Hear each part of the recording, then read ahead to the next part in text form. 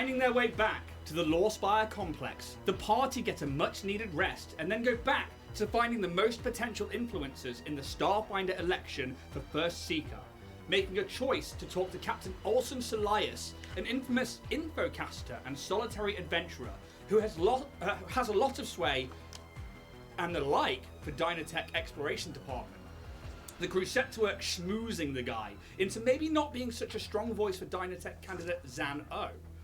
Having already spoken to 2 other influencers and gained a good standing with each of them, when it comes to the actual debate, the crew have a really good footing in trying to stop Zan from being elected as First Seeker.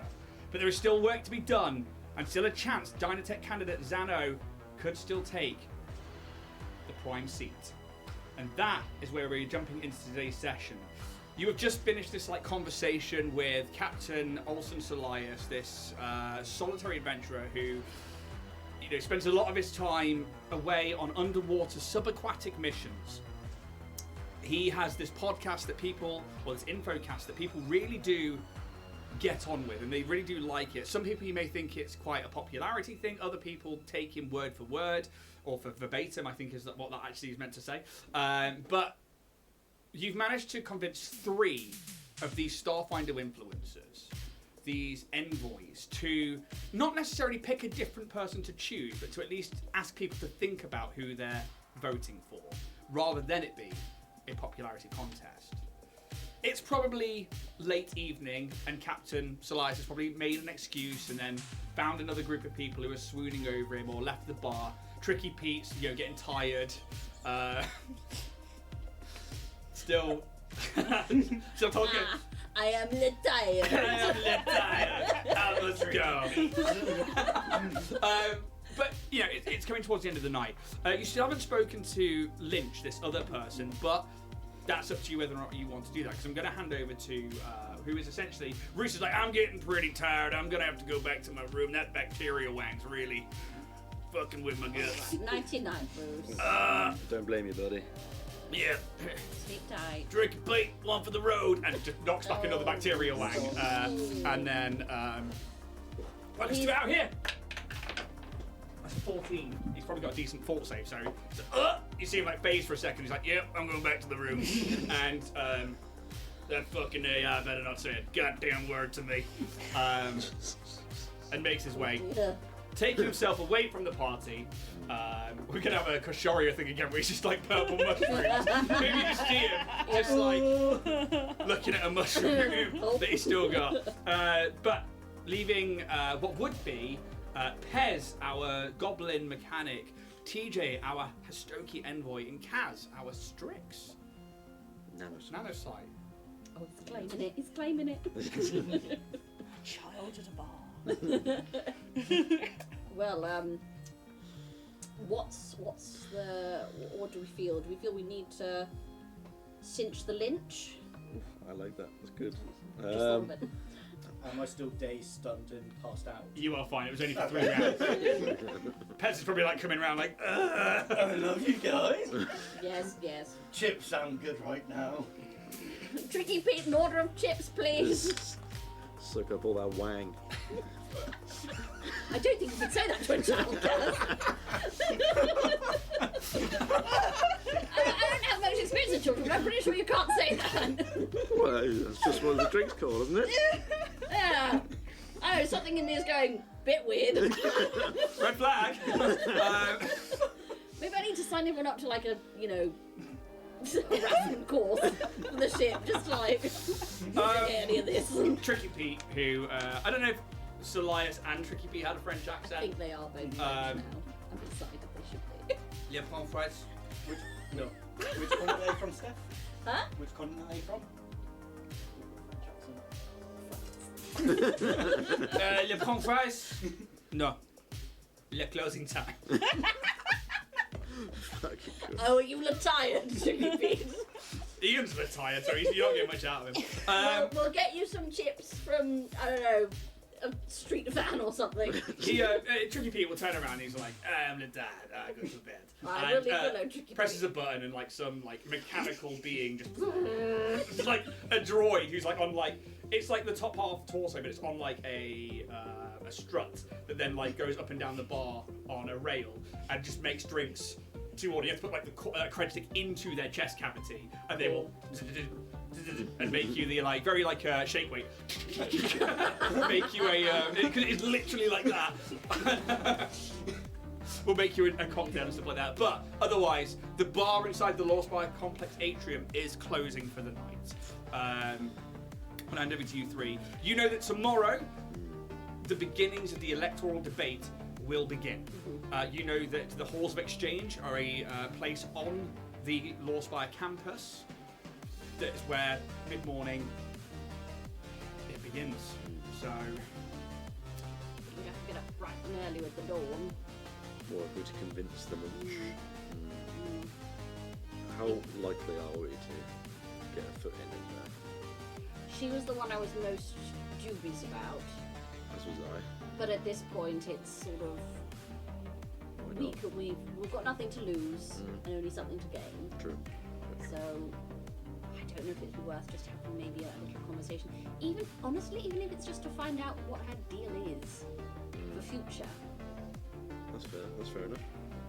Knowledge is power, and things like that. How you can see at least if they're going to be good for the rest of the station. Exactly. If she's so keen to get into the Cortex Yeah. and has been repeatedly denied, I feel that's an in. I do feel that's an in, because if Dynatech has promised that, Yeah. maybe, actually, yes, maybe prove that that's not the case. Or That that she they're would not be going to a- give her access. No, that she would just be another pawn in their game. Do we use like maybe examples of maybe when they made promises and haven't followed through? Or maybe they're like subterfuge, and we know we've got proof of their lies and Yeah. half-lies, and the fact that Dr. Grimm has just switched sides, So true. even Very though we true. know that he can't be trusted about as much as a sip of bacteria line. Yeah. you know. Yeah. I get you.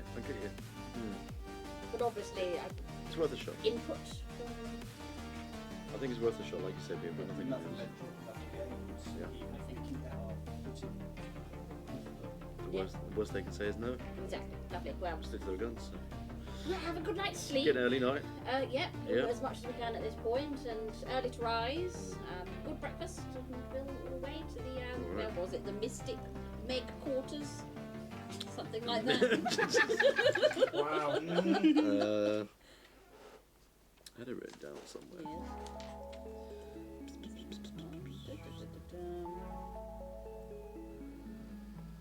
Oh, she was in the. I've only got her position, which is Arcana Miriam. That is the building. Oh, that That is, is that is literally the building. the School of Magic within Gotcha. Absalom Station, and it's one of the most accredited places within the Pact worlds for the Mystic Arts. It is like the, you know, Ivy League University of mysticism, from technomancers to mystics to witch warpers and all the likes. You know that Lynch is quite high up. I don't think you guys do. We found out that she's kind of like at the forefront of the sort of darker magic, isn't she? Yeah. She's sort of the authority. Give me a recall knowledge check. You can add mysticism to that or culture, but you haven't called things. Let's do culture, because my mysticism shite. 28. 19. 19. Okay, is that both culture, was it? Culture for me. Yeah, culture for me. You were told that, she essentially tenures at the Arcana Miriam. She is a Starfinder and has quarters here within the Law Spire complex, but chooses to stay with the Arcana Miriam because it's where she can do most of her study, where more access to things like from ancient relics to new spell amples and spell gems to things found from throughout the gap. It is just a real place where anybody who is into mysticism, you're going to find them there. She has teachings there. She does teach. You have been told that she was. Been told the music is a little loud, apparently. Oh. All right, I'll bring that down a bit. There you go. My apologies. Hopefully that's a little bit better. The Arcana Miriam is a place where Lynch has found that she can continue her studies into the school of magic known as necromancy, which doesn't necessarily mean big bad evil or anything like that. It means a whole planet called Eox where people study. Like, there are the bone sages and stuff like that who rule over that planet, and they're part of the Pact. They're part of the Pact worlds. Make of that as you will, but they have been denied constantly access to the archive cortex when trying to do research. Apparently it's still too loud. Well, I've just taken it down again, so we'll... As I was saying, it can't hear us at all. Can't hear them at all? Because of the music. Chat's saying it's quiet on the microphones as well. Interesting. Let's have a quick look here. Properties. We can spend an episode shouting. Technical difficulties.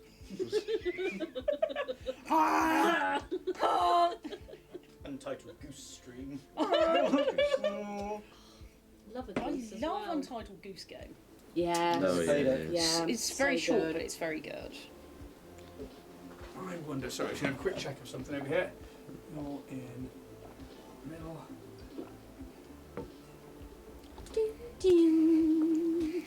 Or you can get a real close-up of that haircut just then. Apparently it's better now. Oh, okay, so I was playing with the mic and I didn't need to.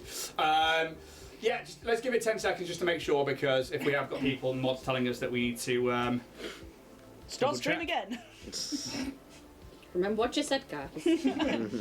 Except that one line. Yeah. Maybe it's good that was yeah. quiet.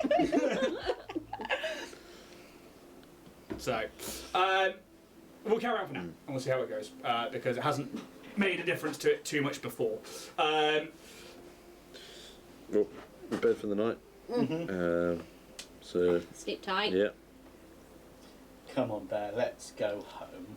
Just walks off in the wrong direction. Weird kid. Very weird kid. Yeah. You never see Pez again.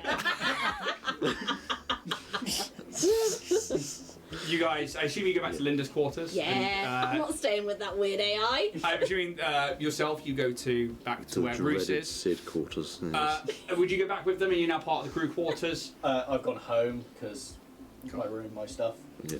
And Curfew. Yeah. you know, your parents aren't there. There's just a note that says there's a fish on the cooker, and it's just like a raw space fish in a pan. Fish. It's just a fish in the pan. In the span. How late was it when we were going back to our rooms? Late evening, but I mean, like, Absalom Station's a 24-hour a day city. If you need something, Well, I might go try and make a visit to Rokai. okay. Very easily doable. You can head, I mean, you're in the ring, which is this area of Absalom Station. You can make your way to the free markets, which is just around to, like, the northwestern side. You know, you probably get back to the room first, and Roos is just gone. He's like proper snoring, feet up, like half sprawled out. His sword's just on the floor. There's like a black ooze coming out of his ear. Oh. That's bacteria wang. That is bacteria As wang. Roos. That's number one. And yeah, you can make your way to Rokai's place. Rokai's place in the free markets, and I have to bring up a whole different area. Soz. That's all right. Jump it on you. That's all right. It's part of the game. Imagine if I was like, no! You can't. You may not. It's like one of those video games where, like, you try to walk to it, it's like, you can't access this area at this point. And it, like, turns you round. Like, wait a minute, what? The invisible wall. I swear this door was unlocked. You didn't get in. You must progress your quest first before entering this area. Fucking goddamn it. Let me in. Let me in. Interesting. Where have I put that? I remember what it's like anyway. So, the alleyway that you have to go down, which is just off the free markets, leads to this, like, bulkhead wall where between the bulkhead and the back of these buildings is this tight, damp alleyway where there's, like, condensation coming out of vents and steam, and it's, like, kind of drippy with the moisture that falls down the walls and a little bit rusted. But you find this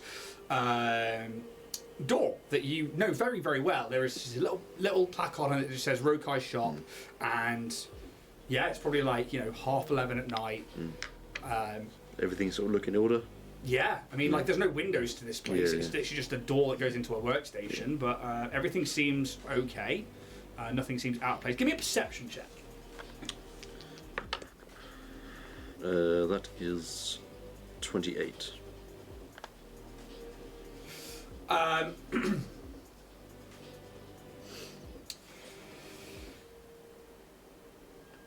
Everything seems in order. There seems to be you can tell that there's been heavier foot traffic through here recently. Nothing like out of the ordinary, but like just you can tell that maybe there's been more visitors to the shop than normal. Just through like displacement of dirt and mud and like the rust and water that mixes together creates kind of silt on the ground. An airplane takes off. Nearby. Yeah. A drone. Just a laptop drone. Takes off. But yeah, you. I mean, you stand at the door. Yeah, I'll just give it sort of a Bunk, bunk, bunk, Yeah. against the metal. It's quite late at night. I'm gonna roll to see if they're awake. See how many bitches he's got with him. Yeah. 12. 12.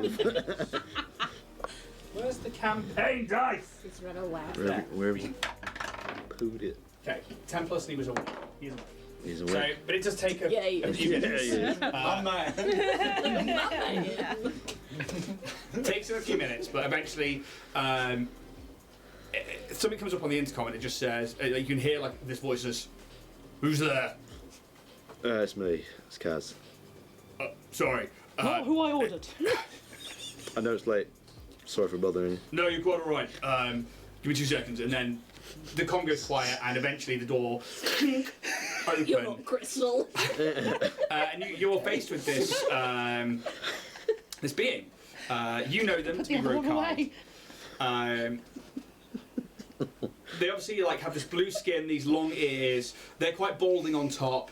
These like clear white milky eyes. The Strix and Just putting lube and sex. Sorry, mate. Come on in, mate. he's just wearing a sarong. And there's a small kitsune tail hanging out of the bottom of it. Why are eyes more white than they are normally? Feels like we're in nothing at all. Just Nothing at all. Nothing at all. oh no! Oh no! Rokai kit. I'm sorry, I'm having a serious moment. It's all good. Don't worry about it. I'm glad you're here.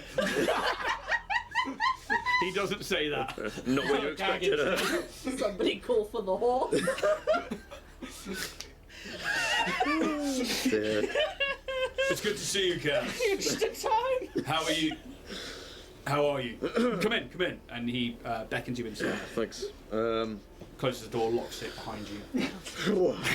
It's been a journey. So I hear Yeah. Have you heard anything? rumours and murmurings. I don't have the same connections I once did. Like you, I am a errant soul. But I still try and keep an eye out and ear out where possible. Obviously, you said about your former crew. Yes. I have been keeping an eye on traffic from the seas and from within the Pact World, and I believe there is a ship inbound. A cruise liner has changed course for refueling. It is very unusual. I suspect your contact is probably on the way. Brilliant. Good to know. Thank you. I was wondering if they would come. It's not like people from our background to not follow up on a loose end. True.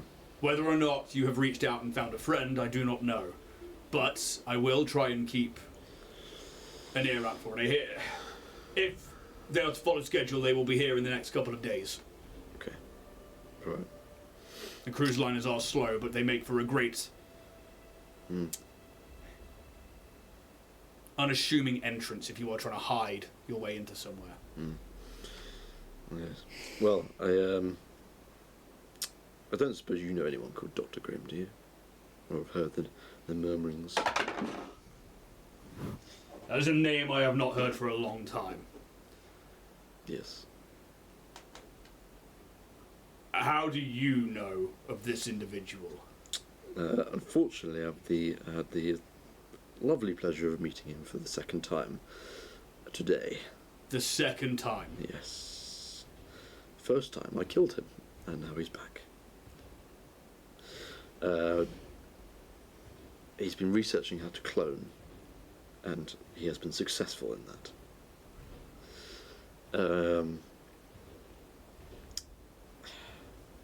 Currently being held by the Starfinders, as he has some, hopefully, Stewards. Stewards, actually. bit both, bit both. Bit both, man. Bit both. It's been that way. You might have some, hopefully, valuable information on the Dynatech that could be of use. How do you know of Dr. Grimm? When I was forced to go through the change like you were, the program was still quite new. Not many had survived the process. Many of them had deteriorated rather rapidly, the nanites eating their own bodies, as it were.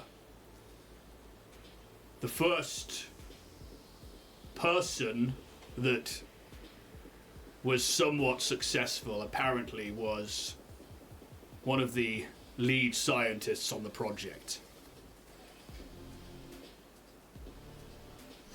I didn't know them by name, but I know that they soon came to become known as Dr. Grimm.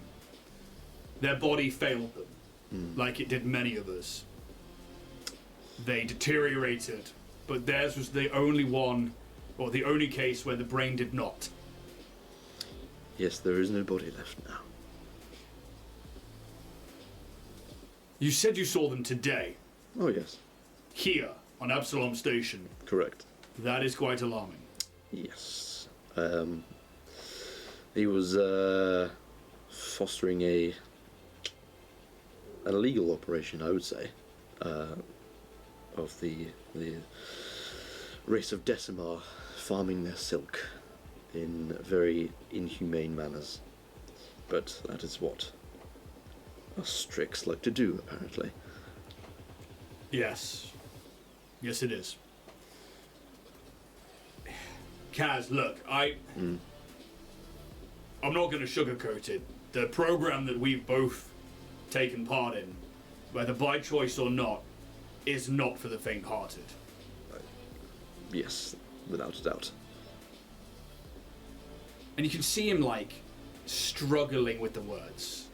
He's never had to go this deep with anybody in terms of, like, an emotional connection, having to really bring this stuff up. And it's mostly been, like, an unspoken bond between you about the things that have happened to you.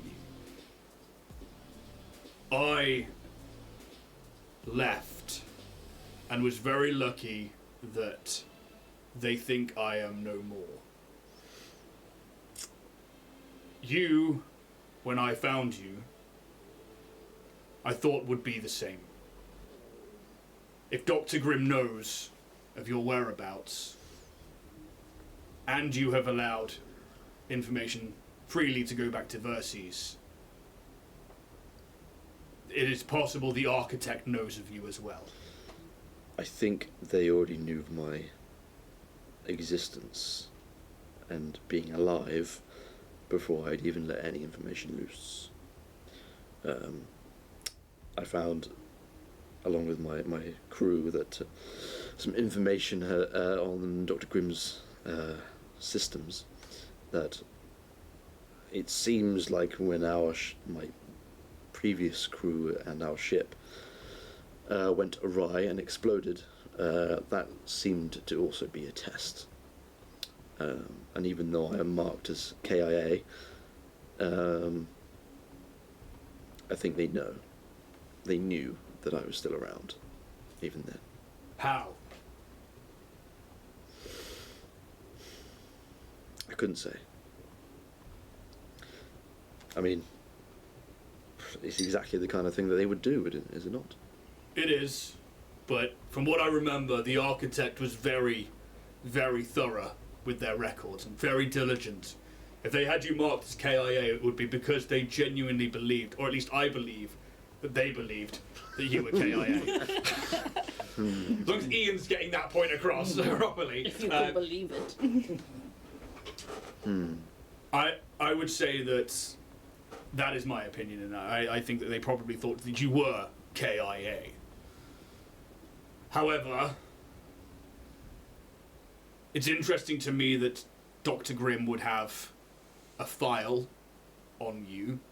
Yes. You said it was the second time that you had met him. Yes, the first time I've met him was in the NIST system, Koshoria. Yes, you said when you came back, actually. Yes. But you had killed him there.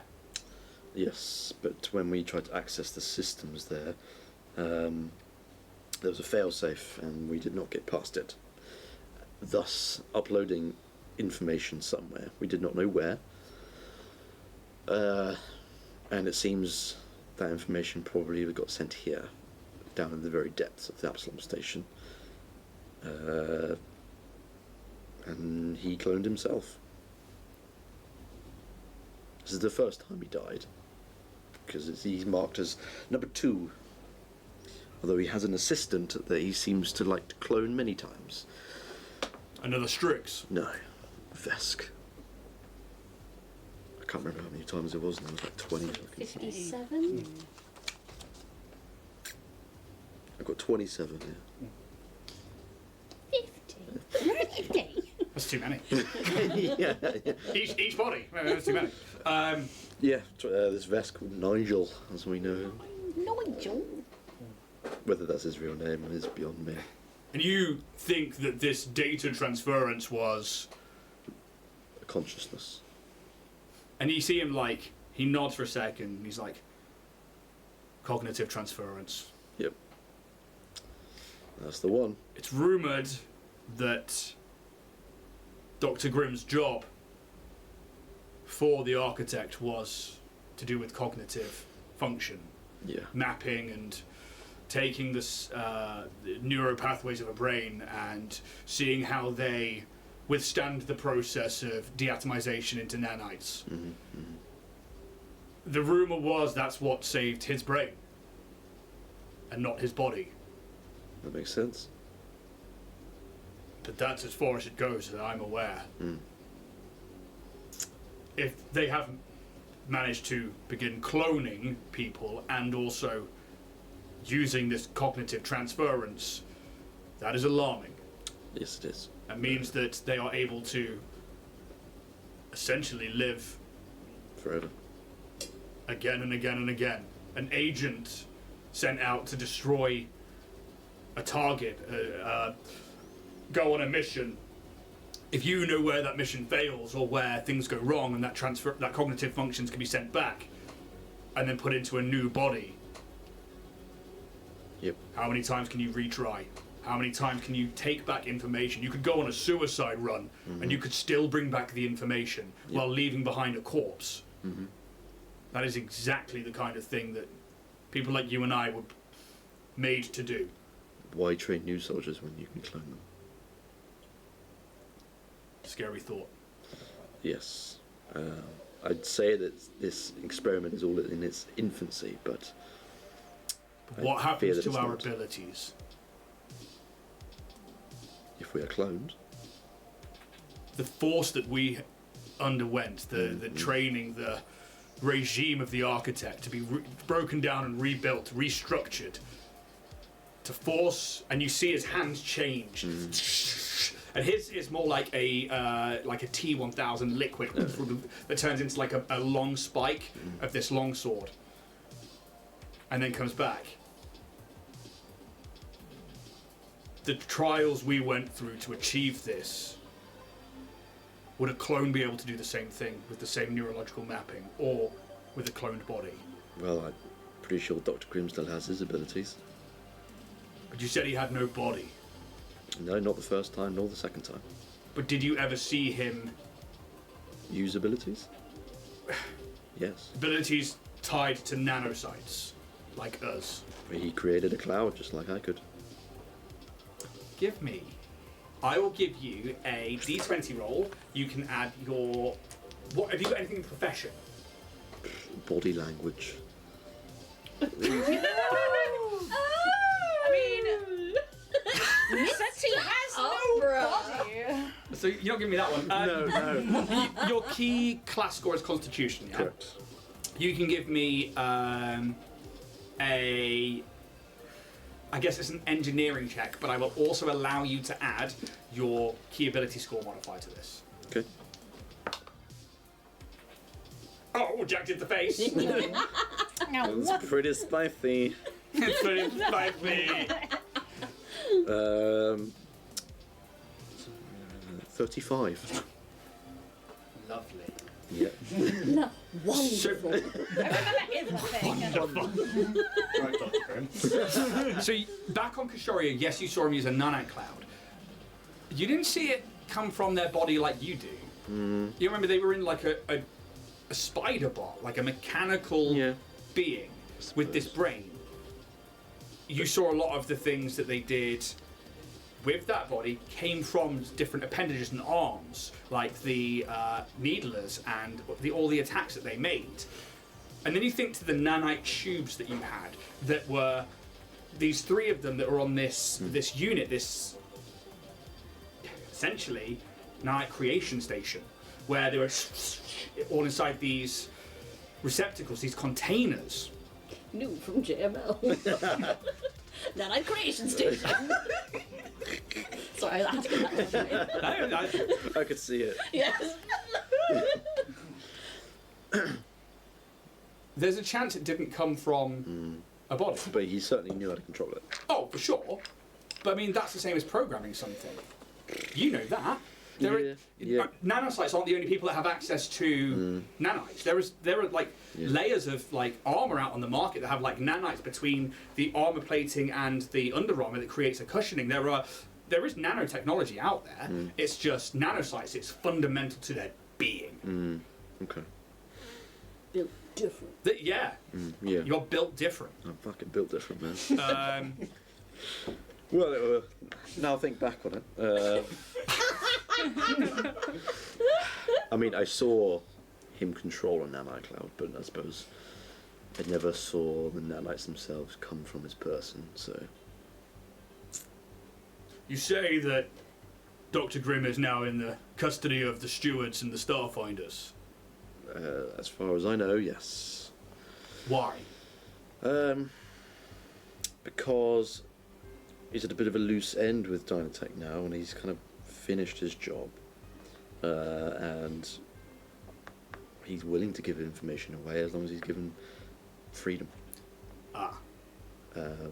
Immunity, as it were, to do what he will. Diplomatic immunity. Yes, diplomatic. Diplomatic immunity. I literally saw the Family Guy episode as well today where it's like, it's just been revoked. Which is funny because I was also trying to be our first ever Starfinder GM today, and I was like thinking about our old crew and how Ratchet used to shoot people and go, it's just been revoked. It's just been revoked. So, nice full circle there. Sin. I would be wary. Dr. Grimm was known for being grim. There's a reason he gained that name. And Yep. I didn't know him via his official title or name, but that was certainly the nickname he'd been given in what was already a very dark place. The architect and him worked very closely together. And He is ruthless. yes, he is. But then so is everybody in that program. It takes a lot of time away. And you can see he's like looking at the ground a lot as well. a lot of time away and time to reflect on your actions, to lose that. Yeah. And it's never truly gone, never truly leaves us. If Dr. Grimm has deflected from Dynatech, he clearly knows something that could jeopardize his life. He has spent his entire life that I have known just trying to do anything he can to survive. I agree with that. I don't suppose you had like a name for the ship that's coming in, do you?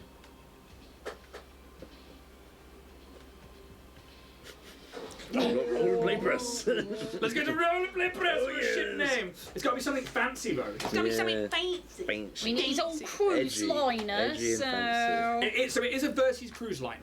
These are big opulent ships. So you know that Verces obviously is like this tidally locked planet. There is like one half of it is this verdant, amazing metropolis of a city, essentially, where the entire population has pretty much gone. The other side is a barren wasteland that you call home. In one really dark tower that doesn't see the outside. In a dark tower, in a dark desert. God, that's a throwback. down the dark stairs in the dark dungeon lives the dark It's Strix. so true. As for you. Where are you? Let's see if we've got ship names. So we've got ship generator.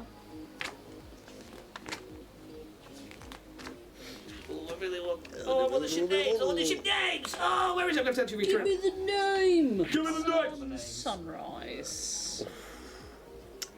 What do you call it? Absalom Sunrise. I'm trying to think of like what like P&O and like Aurora. Yeah. Aurora they name them. Not sponsored by P&O, but please if you want to. Borealis Beauty. Borealis. Borealis Beauty. Boaty McBoatface. Oh The yeah, Team in Boatface. the classic. Face. Cruisy McCruiser. Richard Gere. Oh, Aegean Odyssey. That's a name. Aegean Odyssey. Okay, give me D20, please. D. A 12. A 12, you say? The Silver J. Silver Quite nice. That's nice. Took me ages to find a page that I was basically on. That's why I could not see it. Silver J. The Silver J cruise liner is one of many, part of the Silver J line. I imagine that either your contact is using it as a way to mask their way onto the station, or you've brought a sleeper cell here. Well, Casual. this leads me back to the whole clone thing, because I genuinely saw my crew die, and it's very possible that person could have been cloned, and I don't know if it's the same person or not. They're gonna make a roll. Oh, it's a 4 on the dice. Yeah. I too. I didn't see the incident, but I was there shortly afterwards when I found you. The rest of your crew, their bodies were shreds. They were left to the vacuum of space, and next to nothing left of them. If I mean, they had nanites. Maybe they somehow rebuilt them. But what I'm worried about here is that if you're saying this was a test and the cognitive transference has worked, what if you're the failure? And yours didn't work? What if your cognitive transference didn't go through and theirs did? it's certainly possible. It would explain why they think you're KIA. Did you see the files on the others? No. Mine seemed quite easy to access in comparison to anything else that might be on there. Yours was the only one there. For the Yeah. station. Yeah. Like it had been I mean, I think even on that, I think it says data transference, personnel file, Kaz Umbra. Yes, yeah. So, like, yours have been pulled. Mm-hmm. But my file had not been updated since Dr. Grimm first saw me. Which means that he hadn't said anything. He just pulled your file. Yep. Interesting. Mysterious. Let's run it mysterious. Look, can we put this butt plug back in? It's got a squeak toy in it. No, I'm not one to judge, man, but goddamn. He just kind of goes silent for a bit, and he's just like contemplative, and you can see like he goes over like because you guys are in this, and I suppose I should have described it. This workstation room, this like, and it's basically somebody who tinkers with weapons and armor and augmentations and cybernetics. So there are like workbenches and tools all over the walls, but over on the far right-hand side of the room, away from the door, there is this like L-shaped workbench with this hover chair behind it. And he kind of goes over to it and like slumps into it. And he like moves a few data pads around and stuff like that, and finds like half a drink from God knows when, and just Oh, come on, man. takes a sip. Yeah. It's a lot to process. Everything is these days. Anyway, I won't keep you up. Thanks for the heads up on the ship. But there's no rush, and he flicks on a little device on the desk, and you see this like holo game come up. Yeah. How about we finish that game? Yeah, go on then. Oh. I've got an hour or two. Friendship. We kind of like fade out as we see these two Strix, an older and a younger, just playing the same game that we saw 54 episodes ago. In the opening title, in the opening monologue. About 3 weeks ago. Probably about a month and a half, 2 months ago in game, Yeah. isn't it? Something like that. I'd actually have to go look at it. If somebody's doing stats, that'd be great. And if there's anything else through the night from you three. Ooh. Ooh. Yeah, actually, yeah.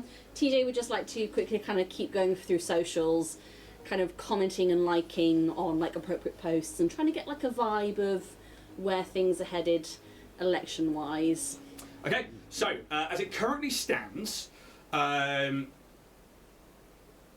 you don't need to make a check because the infosphere is pretty active and you're already now following those particular influencers. Lynch isn't necessarily on like the socials or anything, so trying to track down how Lynch is influencing people, you're not quite sure. Yeah. And not being part of like the Mystic Arts or anything like that, you don't really have... She's a mystery. She is a mystery. You can see that the first one is Husk, this Shirin. They are still doing their DIY posts. They're still doing like the odd thing, but they do mention the elections every now and again, but they've actually lessened off a little bit in the past 2 days. They've gone from like a really big like, hey, yeah, Dynatech's going to fund like new quarters, new rooms, new loads of things for us all, to now being like, yeah, cool, so we know we've got the elections. You know, I will get to that when we get to them. For now, let's do this mitre joint. And let's... I think that's a DIY thing, isn't it? Anyway. Start off with a classic dovetail. Yeah, sure, you can do whatever you want with the bird. And, Leave the pigeons alone! so we're Those sprats are not safe. we're going to do like a pigeon mount. Pigeon down. I don't know One DIY. gammy leg. No, with it's got a pigeon stool, and it's like it's for people with ADHD to just rock backwards and forwards.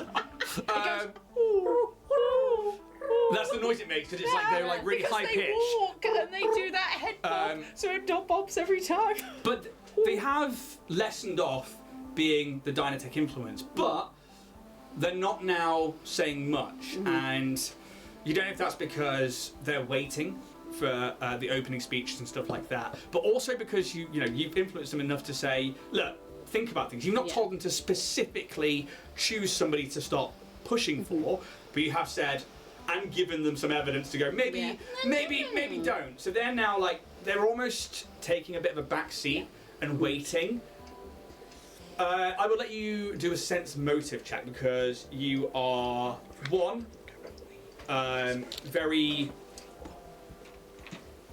well aware of social media now and very well aware of things that are going on. And just in general, I'd like a sense motive on hustle. Okay, I'm really sorry. Hephaestus has just had a stroke.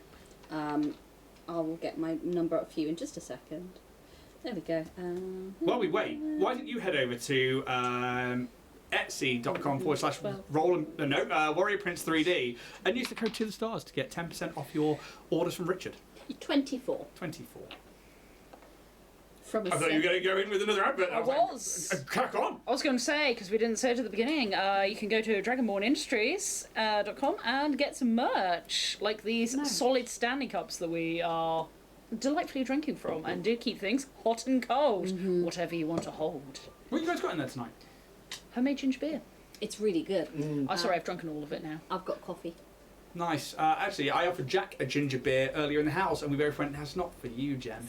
It's not for you." He had some. Yeah. Did he? Did he like you and tell you that he liked it? Yeah. He said, "Oh, that's really good. No, he didn't. I love to kick it up." It was really good. really Really good. good. Nice. Okay, so Do I devour? 24. You can tell that not their confidence has been knocked, but there is like a trust in what they were saying before. Like they were really eager and keen, and maybe they, obviously been given something or been, told one thing, and now they're like, oh, I kind of wanna, but also I'm a bit worried now. And you can tell they're a bit worried about their own content and their own standing socially, which means that they are kind of holding off. And you get the sense that they're probably going to go to whoever is the safest bet for their own personal profile and their public profile. It's John. It is John. As for next up is, who did you chat to next? Gibbles! Gibbles. There have been like some posts on Gibbles' social medias, like Gibbles' Gym, which is obviously this Skittermander run gym within the Lawspire complex, and they've been more like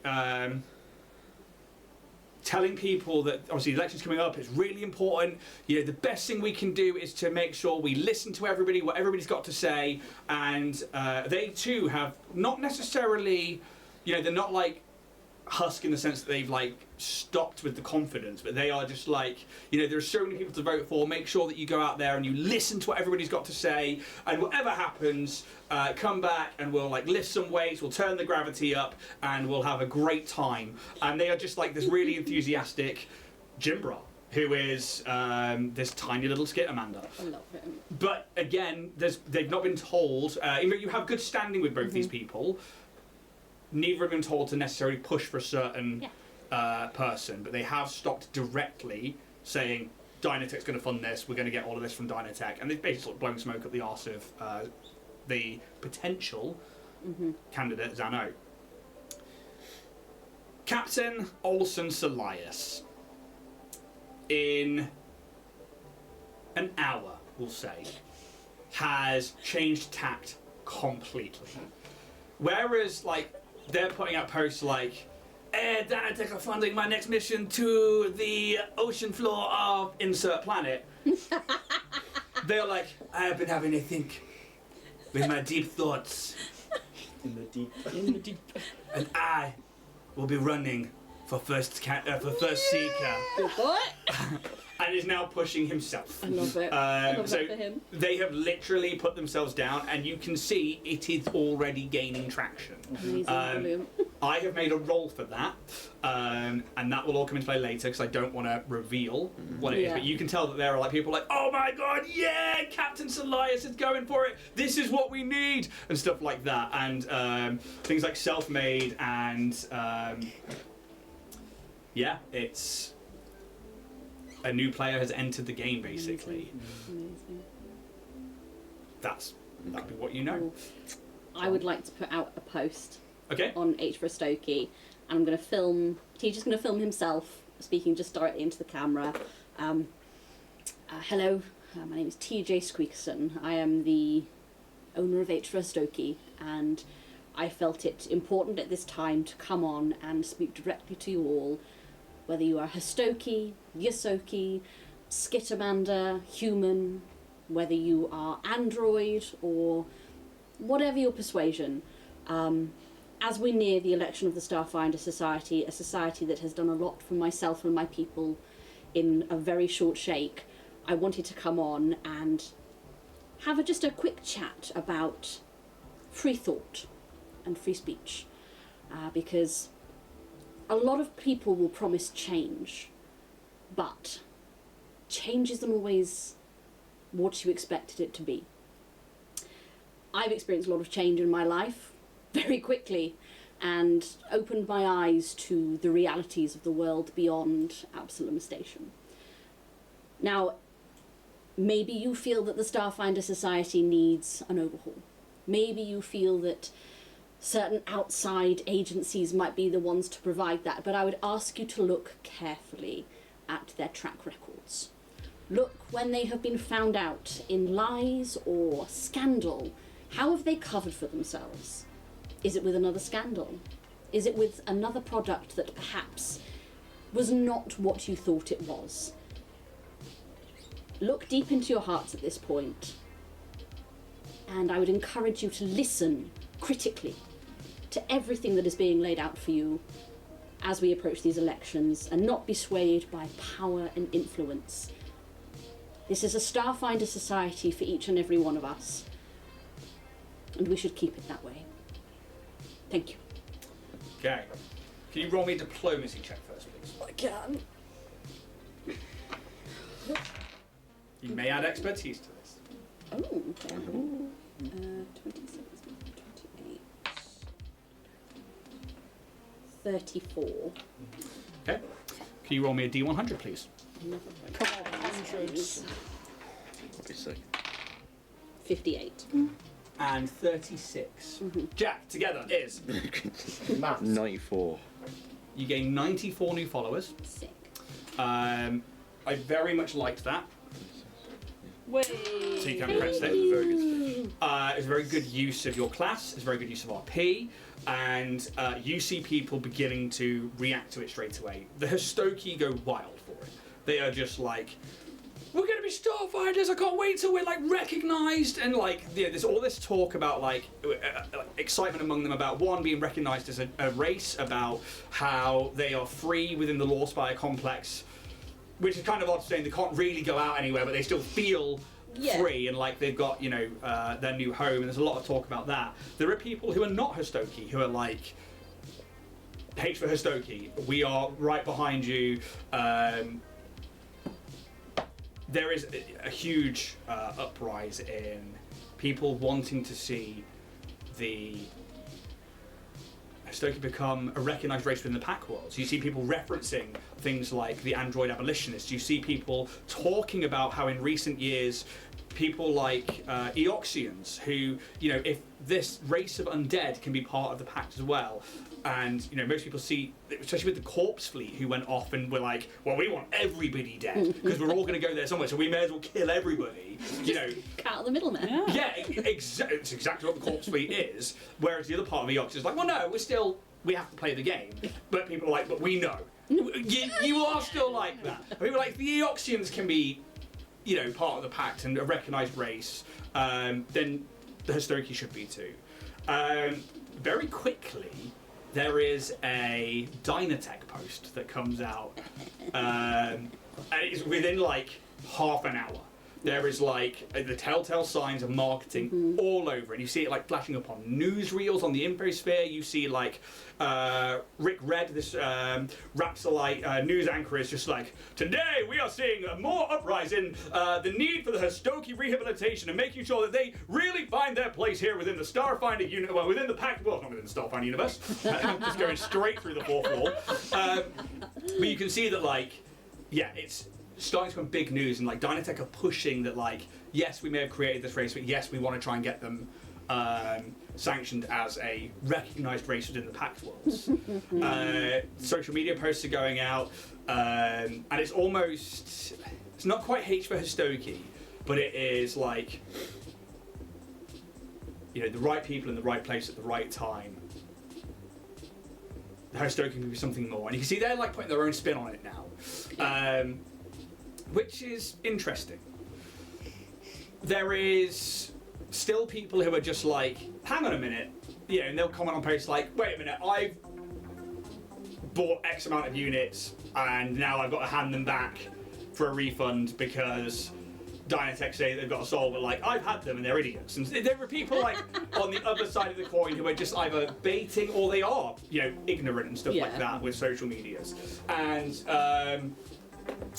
yeah, it becomes an interesting point of contention for the night on the internet or on the infosphere. I love stirring up shit on the infosphere. But you can see that, like, you know, there is an instant response to your postings. Very good. And like all of them, like from Dynatech signed Elijah Ross Lurin. Like, you know, Pez, is there anything from you for the night? He is going to try, a keyword try, because I know how my roles normally work. He is going to try, using his profession, to try and make John the First Seeker VR game. So sort of my job simulator sort of graphics, but you're going to be John the First Seeker. You're going to be welcoming people as they come into Absalon Station. You're going to be then like stamping on the papers, like official seal of like the First Seeker, and just the sort of getting the younger people to understand the role, as well as subliminal messaging that John should be the first Seeker. An itch for you. Yeah. Okay. Let's make a computers check. Unless actually VR gaming is your profession, isn't it? Yeah. So you can make a profession check or computer check, whichever one is higher. 26. 26. Okay, so you begin the process of mapping out John, the door guy, as First Seeker in VR mode. Yeah. And you know, it starts with just hands, and you can see that like there's no like arms, that you're in like the custody uniform, this like dark. He wears like tack trousers, like that have loads of maps on it, and keeps a data pad in this like see-through pocket, where it's got like a plastic style screen on it where you can get to it. He's got this short sleeve, but it's like a high collar, so it's almost like a Nero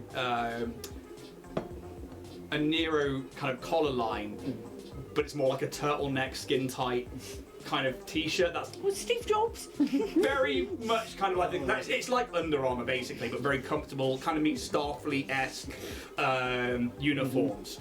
And yeah, you begin to program like right the way from like being on the door and like the first levels being like people coming in. You've got to like greet each one. You've got to like press the right button as people come in. You're like, hello, hello, hello, welcome to the Law Spy Complex. And then like, you know, it goes on, but it will take a few hours. You know, it's going to take most of the night. He's a teenager, he can do it. Yeah. Yeah, because your parents don't come back that night. Can I get Bear to help me as my AI? Is there a mechanic for that within there? There is, but I'll have to come back to it, so we'll just skip it. Cool. If you do read it, let me know. But yeah, you have your fish supper, and I don't know if you cook it or not, if you just eat it raw. Nah, he's not allowed to use the oven. Yeah. But his mum said no. Mama and Papa Goblin are, you know, not there. But it's not unlike them to go out. King of the castle, king of the castle. They're swinging. But yeah, they're out doing whatever it is that goblins do in the night. And There's just loads of upside down pineapples everywhere. Swinging, yeah. James, you have no idea how much I want to make this game now. I literally can see it in my head. I can literally like write the blueprints out now, and I'm just like. With that, you. Law Spy Cortex. It's the wrong one. It's got a hat on. John, MAGA, make Absalom great again. No, John, we trusted you. To which end? Collectible hats around the map. To which end? Is there anything else throughout the night from you three? Not from No. me. No. Then the rest of the night, you get a long rest, and you can mark a long rest. And in the morning, Linda probably wakes you up. For you, it's probably the sounds of street cleaners and dustbin men knocking over protein recycler bags. I don't know. Just all the protein recyclers being thrown out onto the road. I like to sleep till 11 a.m. except on a Wednesday when I'm rudely awoken by the bin men. Oh, no. Pez likes the whiskey drink and a vodka drink. That's the one you drink. And To you, morning. Hi, good morning. It's time for a new day. As the certainly AI is. in the room, Sid, chimes up. God, you guys sleep so good. God, you're a prick. Yes, it is a new day, Sid. Now, fuck off. I'm out. Bruce is gone. Bruce is still like, he's like, I ain't gonna make it today, That's kid. alright, buddy. I'm gonna stay here and I think I need a shit. And just, I'll just give me a little pat on the back. Oh. It'll be alright, pal. oh god, that bacterial wang. Do some maintenance on me. And yeah, the day begins, and as you head down into the Law Spire Complex atrium, it is busy. Busier than you've ever seen A it. lot of people. Yes. There are Starfinders from all over the galaxy have come home. Damn. You don't know if they've been staying here, you don't know if they've only just come into dock, you don't know if it's been a few hours, but it's hard to move in the atrium because everybody is like just shoulder to shoulder. Like you can get through, but it's like just massive groups of people. It's loud, it's noisy. Obviously there are people from like Yosoki and gnomes that are really small right the way up to like half giants and dragonkin, these like 20-foot tall dragons. Mm-hmm. It's a real mix of beings, and there's no like Starfinder uniform. The custodians have this thing that they wear that kind of marks them as the custodians of the Starfinder Law Spire Complex, but otherwise the only thing that gives it away is that most of them are all donning Starfinder badges, which you all have as well, and whether you wear them openly proudly, whether you don't, Yeah. that's up to you. Is this where everyone votes? No. So you would know, and it comes up because there's like a message that comes out to every Starfinder, and it is like,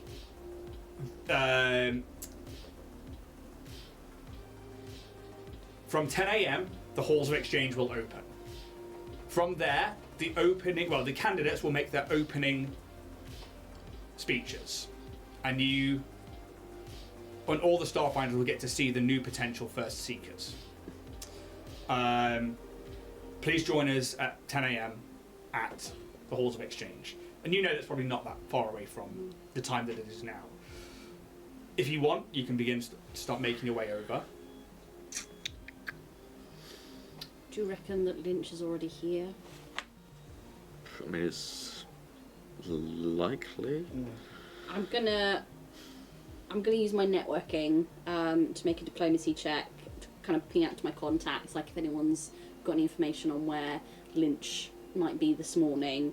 So it's 10 minutes to attempt a diplomacy check to gather information.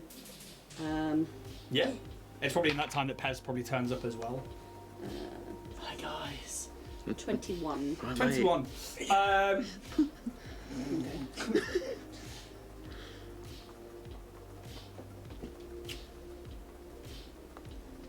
Yeah, I think you've heard that Lynch is around. You're not sure, nobody's quite sure where, as this isn't normally where they frequent, but they have heard that there's probably like one or two like members of the Starfinders who are not necessarily in like armor or anything, but you can see they're in like light clothing, and they probably look a bit more Arcanist than anything else. And they're like, yeah, we've heard that Lynch is going to be here. We've been doing a lot of readings recently, and over at the Arcana Miriam, she's been doing a lot of teaching on the politics of the Starfinders, and that it is time for change. Damn cool. Love that. But yeah, she is supposed to be around somewhere. I wouldn't be surprised if she's quite frank and to the point, so she's probably already over at the Halls of Exchange. Amazing. Thank you so much. Thank you for your time. Thank you for your openness, and happy election to you. And to you too. Nice. You can see they're a bit confused by that sentence, but they're like, okay. Listen, democracy is great. That's what I'm saying. Democracy is fantastic. I love being a part of this. This is wonderful. Oh yeah, no, Adventure's out there. Absolutely, we can work Adventure on that awaits. we can work on that catchphrase. We'll change that up a bit, make it a bit more pizzazz. But there we go. Yeah, no, absolutely. Thank you very much. Thank you. Your halls then probably going. Yeah, We've got let's anything go what for to it. do. Yeah. He just puts his hand up to Kaz and be like, so I don't get lost. Should we use our big boy voices as well? So I don't get lost. There you go. All right, come Can you on, hold buddy. my hand, please, Kaz? All right then, if I must. So the Halls of Exchange is its own separated area of the Lawspire complex and campus.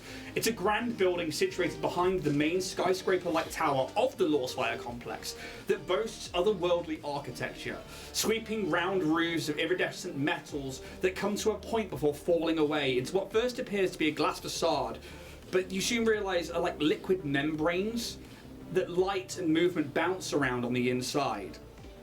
Great balconies can be seen within, which gives this place an air of like a recital auditorium or venue, yet also looks like this giant beetle of some kind in the middle of this area. Yet its sharp points also offer that of like a spiny creature curled up in hibernation. It's very kind of like Sydney Opera House-esque, but with sci-fi'd up. Here in this bright light area of the station, the lights and colour shifts are still enticing and exciting. Many other Starfinders are on their way to this building and heading inside. And as you join the crowd of other crews, individuals, and custodians all making their way inside this large hexagonal entrance, it's at this point you find yourself walking next to an individual.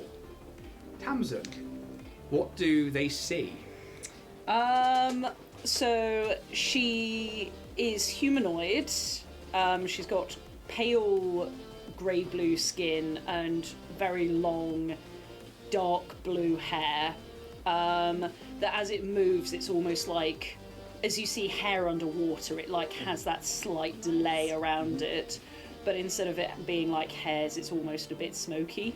As an end, there's no like individual hair ends. It's just like at first it seems to be strands, but then it just fades out.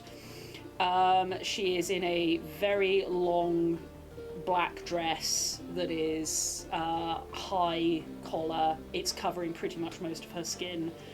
And she is wearing a very large, very large wide-brimmed hat. And she has got big gold sunglasses on. She's just sort of like moving around, very elegant in her walk, in her stride, sort of confident, but also like a sort of delicateness to it. Oh, madam, I do like your hat. Oh, hi. Hello. Hello. Thank you. Yes, I quite like my hat as well. Wonderful. It is. Afraid I must wear it, but yes. But I mean, it is a rather lovely hat. I did have it custom made. Who made it for you, dear lady, for my sauce? Oh, it was Gil who made it. Made my suit. Oh, did he? Yeah. She comes down and looks at you. Oh, I will say she's about 5'8", 5'9", so she is going to come down and look at you.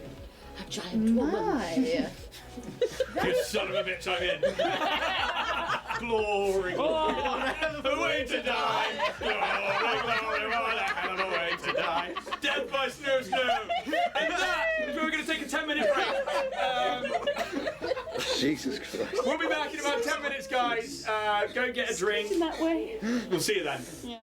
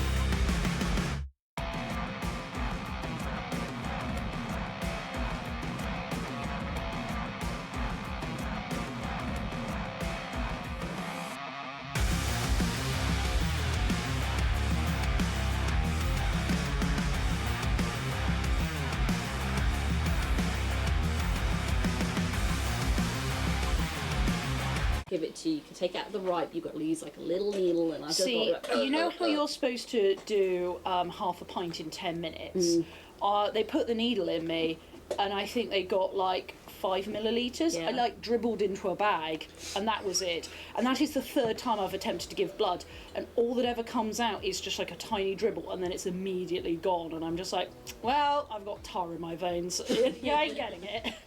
I want to get that looked at. Yeah. Yeah, because, you know, there are times where I've medically had to give blood, like for tests and stuff, and they're like, oh yeah, just prick your finger and bleed into this tiny pot that big, and I've managed to do... Where are you giving blood? No, this is... Like most people, it's like the Yeah. cut in the elbow, right? And then Yeah. they take a... Pennsylvania. No, this was like an at-home one. It was like, you need to send blood Aubrey off... too. Yeah, it was like, you need to send blood off for your test. So I pricked my finger, I gave out 1 drop, and I couldn't fill the rest. I was like trying to squeeze my finger, I got a knife and tried to open my finger more. I literally just couldn't bleed into this pot. I got like 2 drops out, and I was like, well, okay. Wow. I That's don't why bleed. you look out for vampire male blood scams. That's what that was, Yeah, right? I mean, like, That possibly There's was. just pretty like something sure. like, That's not even like a blood prick test. we are from the NHS company. Send us your blood in a little bag in the post. Like, yeah, I just see like a little like plant, like Mario style, like Audrey 2 is just like, feed me, flick your finger and feed me. That's weird. This is genuinely something I've been asked to do before, and I just can't give blood. Like, I really tried. how's high's your cholesterol? Probably quite fucking high, Did the same apparently. doctors ask you to take pictures of your feet and send them in? Oh no!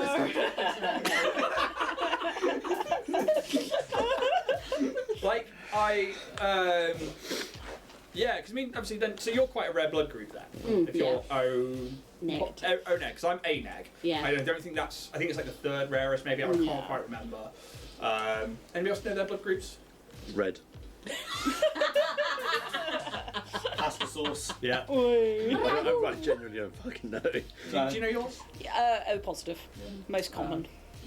Yeah. So you know, we've got a shiny in the room, and then the rest of us are uncommons. Really, no showcase. Mudblades. No. No showcase. Showcase. Okay. I'm stuck in sit now. That's it. But we're back for part 2 of this wonderful Dragonborn Industries Wonderful. podcast. That is, if you don't listen to us on podcast, please go listen to the intros just to hear Jax, because they're so warming and lovely. Oh. Do you know we had, for the first time in over a year, we actually had a day of 0 downloads. Wow. And I didn't notice it. And I was like, damn it! I was like, I'd have gone and downloaded it, which I totally did. I really should probably go and download our own podcast. Yeah. I would just watch it back on YouTube when I need to. But yeah, for the first time in over a year, which I think is quite an achievement, is to say that we've had a download It's got to happen at some every point. single day since we started. At least 1, some days, sometimes 2. And I think we're close to 5,000 downloads That's now, which amazing. is That's pretty good. Good. yeah, which is quite scary for me. Yeah. I'm like, oh, Big number, that. yeah. I I'd think rather not think about it. yeah, that's why I've been putting it off for a while. I've been like, oh, okay, I'm just going to ignore that until we hit the 5,000, and then I might say something. But I said it before it. Here we are, having this conversation now. So, you know, where do we go from here? Downhill. It might well be, I don't know. Yeah. Yeah. Into an election. Ooh. Because you're right. The Starfinder election for First Seeker is upon you. So is my gas. Enjoy that. Wonderful. Obviously, you guys have been mixed up in the fallout of Dynatech from the word go. From being a crew, TJ and Kaz especially. You're actually the only 2 OGs in the room right now. We are the only OGs. Yeah. There we are. You think about where your journey started in that briefing room in the lobby of Dynatech Industries, where Calyx, your friend, your crewmate, your brother, is currently down in the spike, turning himself into soup, becoming Super Jason. In the hope to aid their Oh no! 2 weeks in a row. As soon as you said that, I was like, there it is. Fuck. God damn it. It's not a laughing matter, guys. It's not my blood pun campaign all over. It's leaking. It is leaking. It's leaching Leaking. across. Fucking hell. It's not what you want with blood. Your blood, maybe. It's not going to matter. It's not going to go Yeah, anywhere. I'd like mine to have Yours falls out like a biscuit. Blood. Like black pudding. It's just a sausage of blood. No. That's why I aspire to be super. Really A dream super of Jason. liquid. I dream. Anyway, Yes. Swear it's cute. yeah, you started in the Dynatech lobby as a joint operation between the Starfinder Society and Dynatech Industries.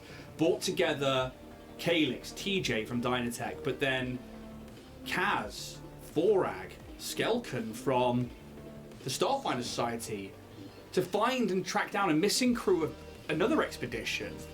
This led you to the Dakchi system, where another member of Dynatech had killed the crew of the Zephyr Horizon, which then became your ship. And you called it the Orion's Hope after Captain Orion Ordana. Rip. In coming back, you were hailed as heroes by the company, put out on their media presence via entertainment manager Kimpaya Zaki, Calyx's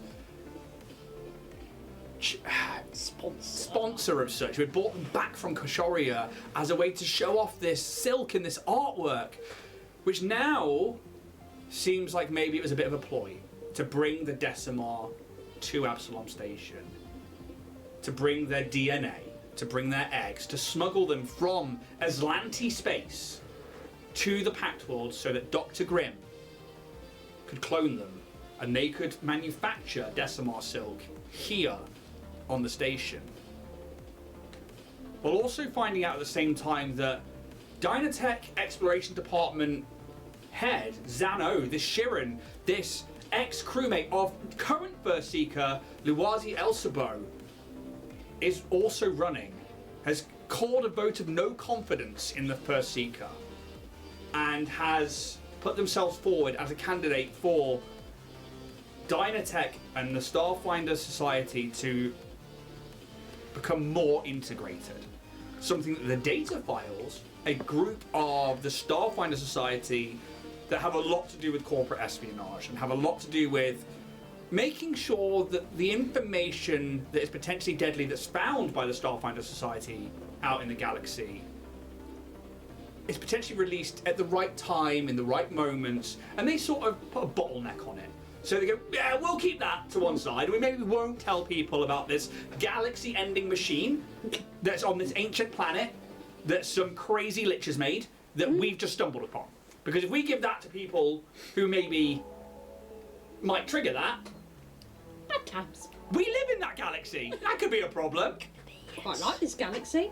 Whereas other people Give it 5 out of 10. think that the data files and the archive cortex has too much bureaucracy, and that stops the freedom of information and is slowing progression of change, technology, magic, moving forwards in the universe. And this has become the beginnings of this election. You have been tasked to find information on Dynatech, as well as try and find the people who are influencing the elections. People who may have been paid off, maybe they have been bought, maybe they are being influenced by Dynatech in some way. But you have had a meeting with at least 3 of them, and have managed to get them on side, to get themselves thinking about who to actually vote for, rather than just pushing that Dynatech marketing and entertainment riz. Ow. Which, again, if you haven't seen that, sure, please go check that. And on the way into the halls of exchange, this debating chambers within, or there's a whole building dedicated to the politics of the Starfinder Society here in the Lawspire campus. you find yourselves walking next to this solitary figure. This tall, to TJ, And Pez. you say Grace stand. The words Kind escape me. of bluey grey. Bluey. Very large fashionista style hat, sunglasses. Do they wear a Starfinder badge? Yeah, I think it's her general coloration at the moment is blue skin, almost all black, golds. There is some like a bit of there's like a gold choker with some gems in it, but on the side also with the gold outline because coordination and coordination with gem colours is the Starfinder logo, and she's Very good. And as you enter the halls of exchange, and this person has been interacting with you, This absolute milf. just wait till you find out. inside this building is just as amazing as the outside. There are staircases going off at so many different angles, and they all have this like beautiful curvature to their architecture, but there are also like hover lifts that take people to all different levels of this foyer. And a custodian wearing the standard black embroidered Starfinder attire approaches, this female Lashunta with this bright pink hair and these green glowing antennae. Hello, welcome to the Halls of Exchange. Can I ask, are you putting yourselves forward as a candidate for First Seeker today? What if I did? I mean, you could have if you wanted to, but Citizen fit first. I can't. No. Oh, but what if I did? You are a citizen now. Oh, You I are mean, registered. do you want to? It'd be funny, wouldn't it? Imagine if you became first. Imagine if I became first. Wouldn't that be You'd mental? hurt John's feelings. Above table. I'm tempted. Give me a, I would just let you give me a culture check. Sure. The DC is a bit higher for you because you're quite new to this. 14. I mean, you could. You don't think you're going to be leaving this No. place much if you do. It would look great on your resume. It would, but I do have other things on the plate. How would Linda feel? Linda fucking loves it here. I'm not gonna Should be lie. his first lady. She would go mad for that. Do you know, maybe on the next round I'll go for it, but I think we've got stuff to do give yourself first. some time to prep for next time. Citizenship first, and then Yeah. First Seeker and Yeah, stuff. that's it. Yeah, natural progression. Yeah. No, No, I believe, we're just voting. Yes. I'm here also for voting. Good. Okay, well, follow me, please. And as you begin to follow this Lashunta, she leads you to one of these hover platforms, and she begins to ask you questions. Can I just take your names, please? Kazumbra. Kev. TJ Scroogerson. Sylph. Sylph. It's a lovely name. Begins to write it down. And are you all a crew? Myself, Kaz, and Pez are members of the Orion's Hope. We've just met this lovely I lady, just though. happen to be walking in the same area for the moment. Oh, I can. If you want to hold off, I can get you into another area. Or is this okay to be in the? Would you care to You can join us if you want. I mean, you seem most pleasant. I got the job. You're on It's work experience, Kaz. Okay. Yes. And then it's a probationary period. Most pleasant individuals. I think I also am on a bit of a time crunch, so I would like to go through this. Okay, yep, that's fine. As long as you're happy as a crew to Yeah. have one extra in with you. Absolutely. We've got a man missing down one today. anyway, Well, so- two down today. So Right. yep. Oh, okay. Do you want me to take their names just in case they come in? One will, one won't. Roose Pitt Yep. is who we want as a potential. The other one is currently super adjacent, so won't be joining us today. It's an odd name. Are they changing their name? They are going through a great change at the moment. Yes. Okay, Yes. they're not going to be here. They're not No, going they won't be here. Okay. So. Okay. Cool. And the hover lift begins to, all this happens is this like sleek hover platform begins to smoothly take you up several flights, sort of heading towards like a small corridor opening. And what's your ship identification or name, please? Orion's Hope. Orion's Hope. Cool. Do you have a ship identification or? I've only got a small little ship. If I could take the ID for it, please. The bubble. The bubble, perfectly. And do you have like a secondary crew name, like a group name? Ooh. I don't think we actually ever come up with one. No, let's do it right now Oh, on the fly. Christ. What is it? Oh, Jesus. Oh, Trying to think of something topical that we've been doing. the versatile wangers. AIDS. No! No! No! If I could hit you with a newspaper from here. You've said too much tonight! Oh. Troublemakers. Oh, gas! Getting spicy. I mean, we have made nothing but trouble, no matter where we've gone. I mean, I have heard about you guys. The Advanced Interstellar Deployment Squad. Yeah. And that's strike Oh. one. I like where you're I going, mean, it's but pretty good, but we can't write we that can't down. do that. No. Or give myself a suggestion. You're too young for that. Quite like the troublemakers. It's kind of like, you know, It's jaunty. it's not too high profile. It's a bit on the down No. low, you know. But what is it? We played with around the spelling a little bit, like TRUBBLE. Makers like the troubles. Probably. Well, as you guys are Troublemakers. coming up with this, and you're still like, she's just waiting for an answer. I'm just sort of like in the corner a bit more, just like, Well, this sleek platform now arrives at a small corridor, and there's a bunch of gestures down the corridor. Well, to whatever you decide your secondary crew name to be, for now, Pod 741 is all yours. Thank you. Please make sure all speakers and screens are turned on. They already should be, but please double check when you arrive. You wouldn't want to miss anything said. Data pads and comms are allowed, but we would ask you refrain from any flash photography.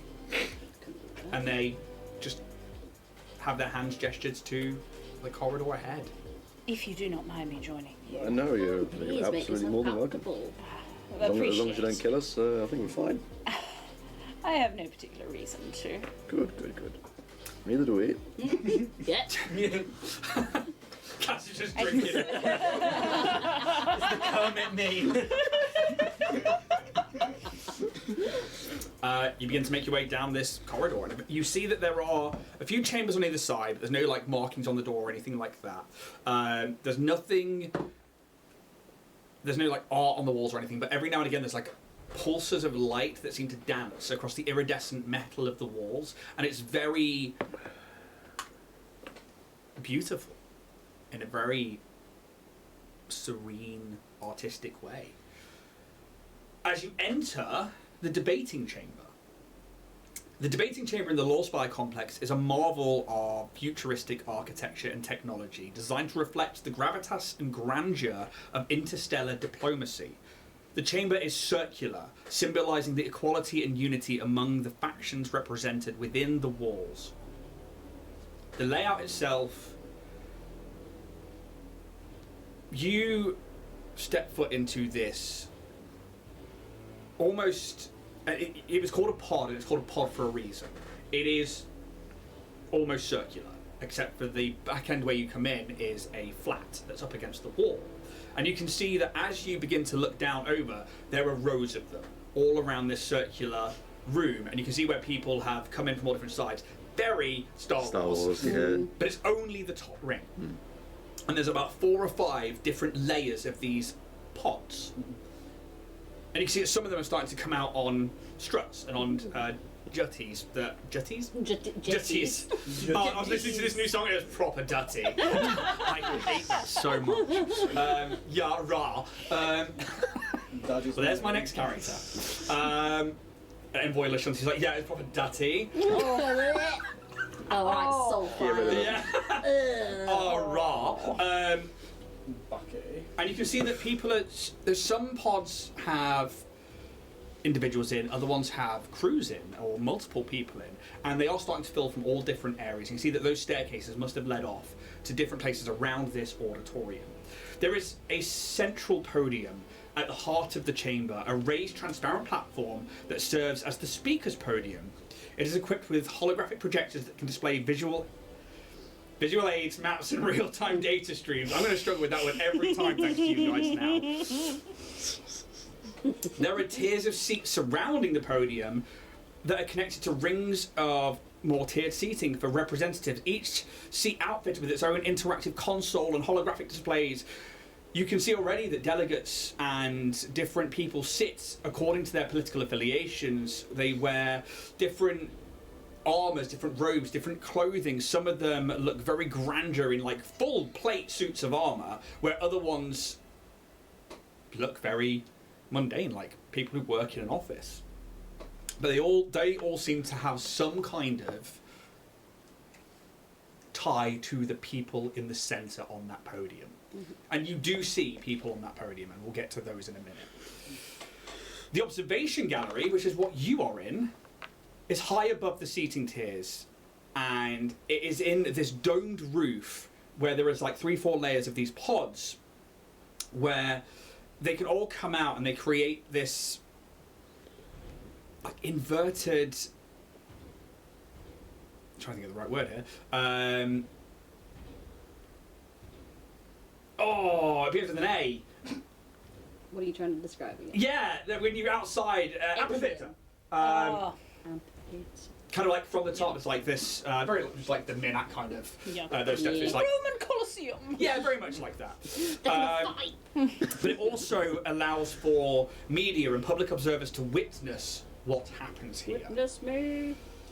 The walls are made of this iridescent metal that subtly shifts colour to reflect the tone of the debate. Calm blue for constructive dialogue and deep red during heated exchanges. And you can see these pulses of light bouncing around the walls. The ceiling is this massive domed ceiling that displays a holographic projection of the stars that symbolises this interstellar scope of the decisions made here. And the display automatically adjusts to show different star systems relevant to the current discussions. The lighting is soft, ambient, and it emanates from hidden panels with brighter spotlights that focus on the central podium. And during formal votes, the chamber darkens and the delegates' consoles glow with their choices. There is a translation system in every single pod for those who maybe don't know Common or don't know different dialects from all over the universe, but also for people who come in that maybe is a new race found by the Starfinder Society. There is a lot of technology within that is for auditory purposes and holographic options for accessibility. There are... Give me a perception check, actually, from everybody there. Oh, hello. That was a D12. Don't roll that, roll a d20. Rolled the wrong one. Remember, you had your highest roll so far. Yeah, Yes, yeah. yeah, I'll basically have. So, Kaz, 30. 30. 9. 9 for Sylph. Natural 20 for a 31. 30, she beat Kaz. I beat Kaz, TJ yay. beat Kaz. 28. For Pez, Got it. nice. I'd get that 20 though, didn't you? You see that there are invisible energy barriers surrounding sensitive areas, and discrete sentry drones patrol the space to ensure the safety of all attendees. The chamber resonates with a low hum, the sound of advanced systems working tirelessly. The acoustics are finely tuned to amplify voices, both naturally, but also anything that could be amplified by some kind of technology or magic. It just aids in that as well. The Lawspire Complex's debating chamber stands as a testament to the ambition of its creators, a place where politics transcends individual planets and decisions shape the destiny of entire galaxies. On the central podium, there are a few individuals. There are currently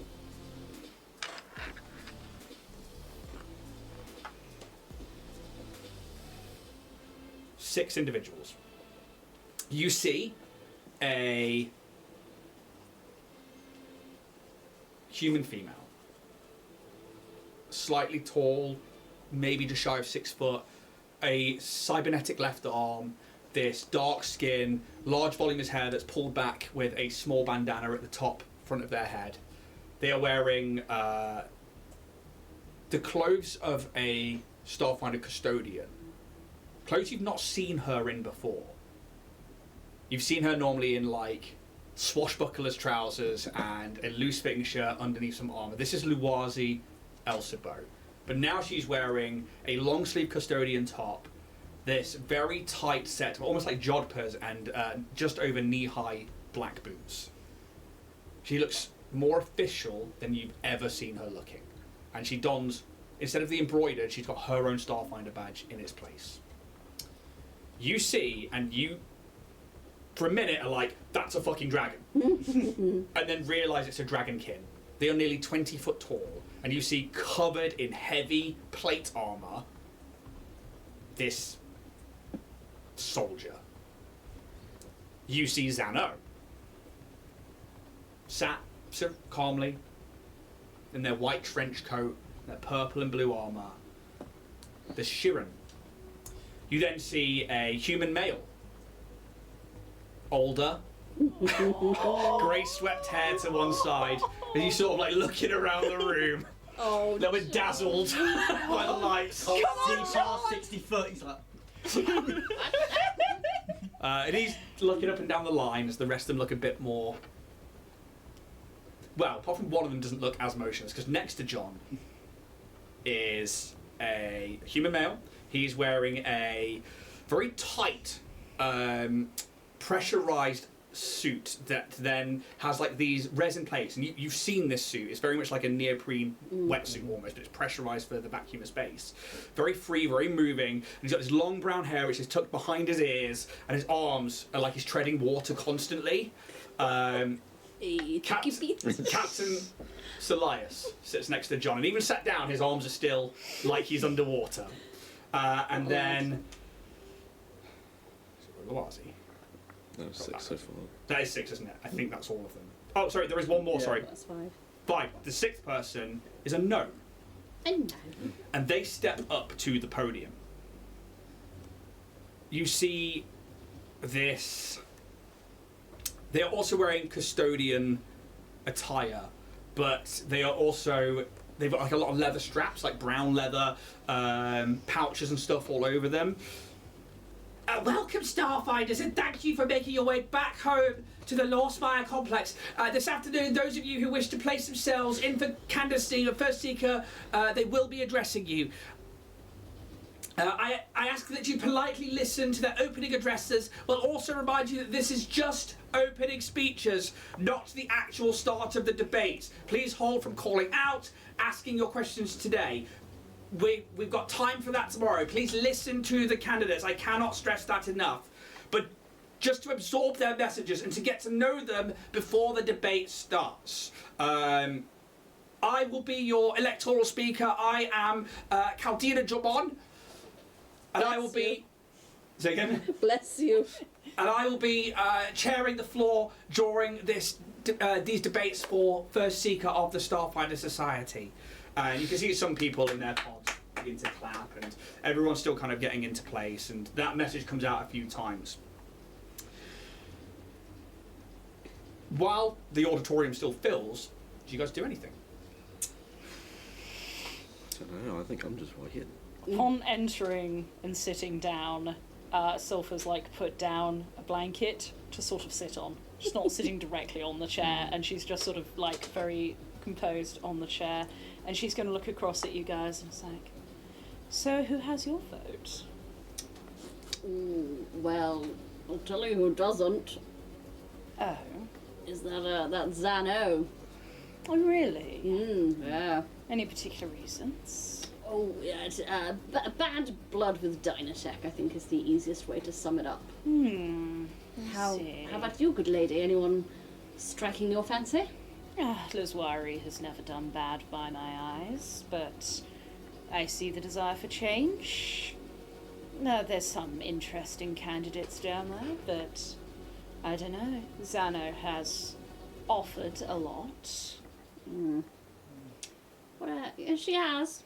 Shame she can't deliver on it, but there we go. But do any of them have the ability to deliver on all the things they promise? Sure, I think if anyone could deliver on their promises, it's John. Only because he hasn't promised really anything. Yes. He's great at shaking people's hands and saying So hello. good at that. It was rather fun to see he'd entered, although he doesn't look so comfortable up there. Bless him. He can't see, that's why. I want to have a little kind of look around just to kind of see if there's anyone that I can spot in the pods who is like, who I recognise either from who we've spoken to or if there's anyone from Dynatech kind of like affiliated that's kind of cropping up as well. Okay, give me a perception check, please. I shall. Anything else from anybody else in this moment?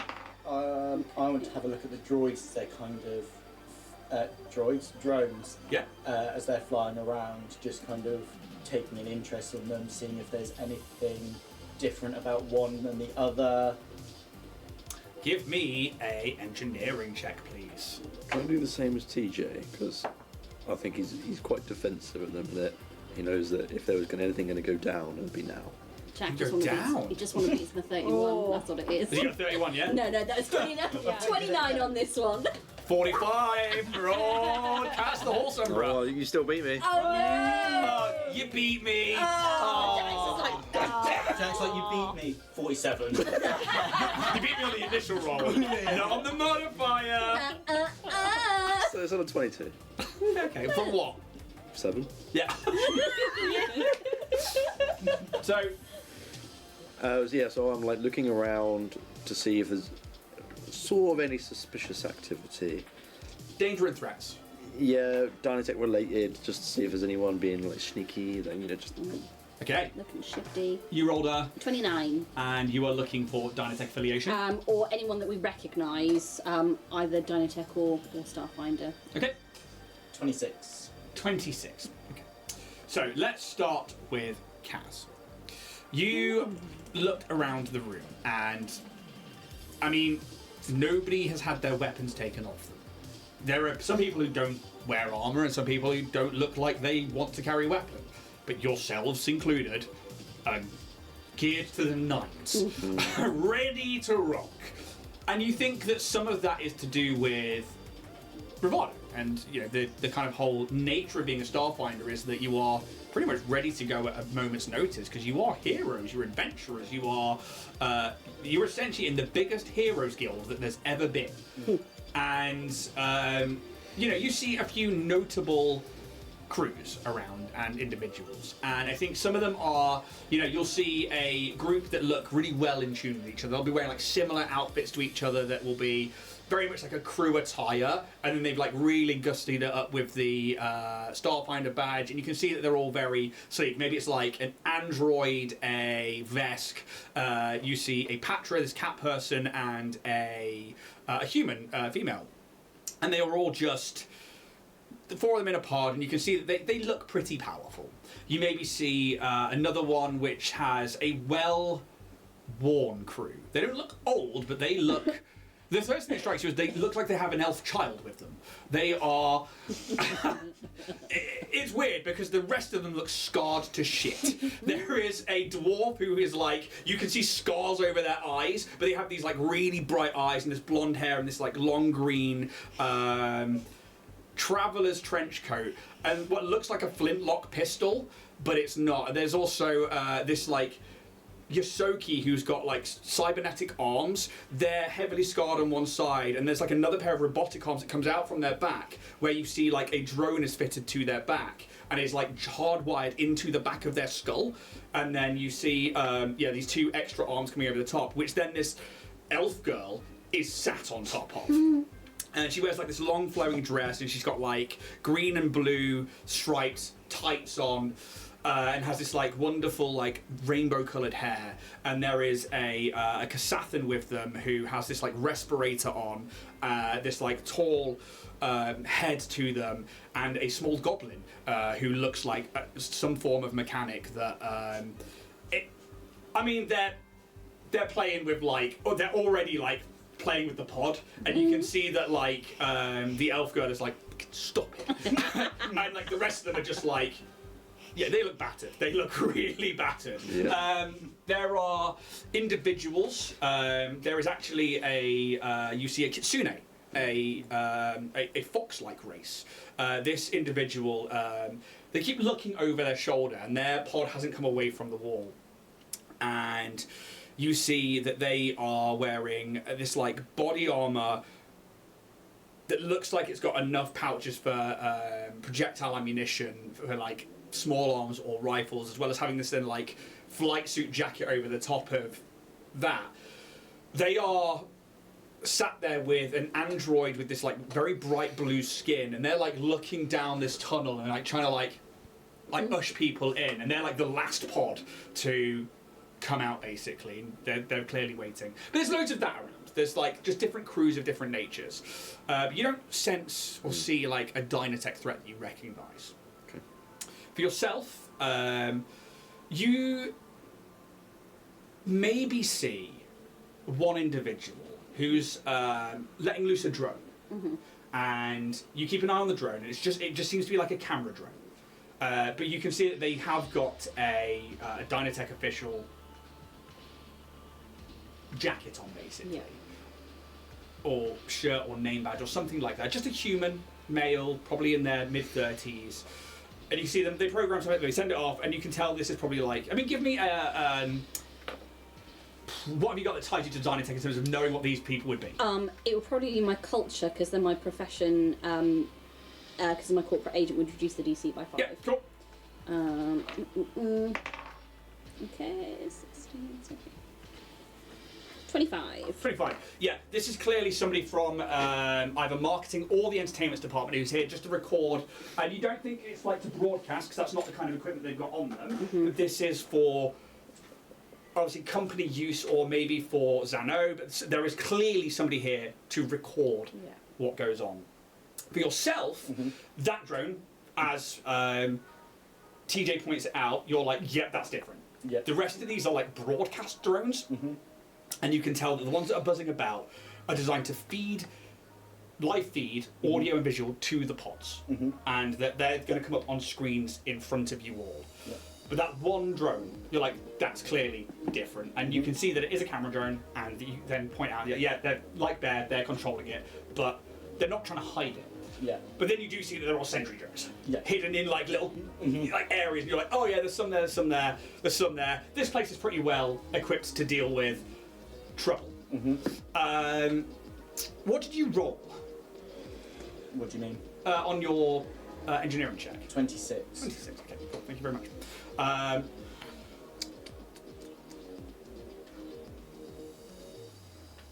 Because on your screens, bloop, bloop, they flash up, and you see a familiar face. That of Luwazi Elsabo, a tall female human with this dark skin and very voluminous long hair that is pulled backwards by a loose red bandana at the very top and front of their hair. They have this cybernetic left arm, and they wear a simple set of Starfinder guards, but this long sleeve top with a high collar, and where the embroidered Starfinder badge is this actual Starfinder badge has been placed over it, and you imagine it is theirs. The left sleeve of this top is missing, and it shows their cybernetic arm. She's also wearing a set of black, smart, skin-tight, Jodhpur-like trousers and these just over knee-high boots. Her attire is not unlike the stewards that tends to the Lawspire complex. And yet you see that she has customised her look into a very sleek working set of both Under Armour and officer clothing. She's not wearing weapons or armour, and has a very professional but comfortable look to her. We see Luwazi stand from her seat, and 2 drones begin to hover in front of her. These camera drones broadcast to the screens all around the room at each station.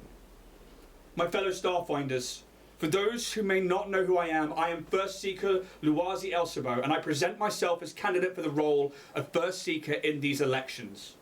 I know that a vote of no confidence was raised against me by fellow candidate Zano, but I stand here today, warts and all, to both defend myself, my time in office, and the future of the Starfinder Society.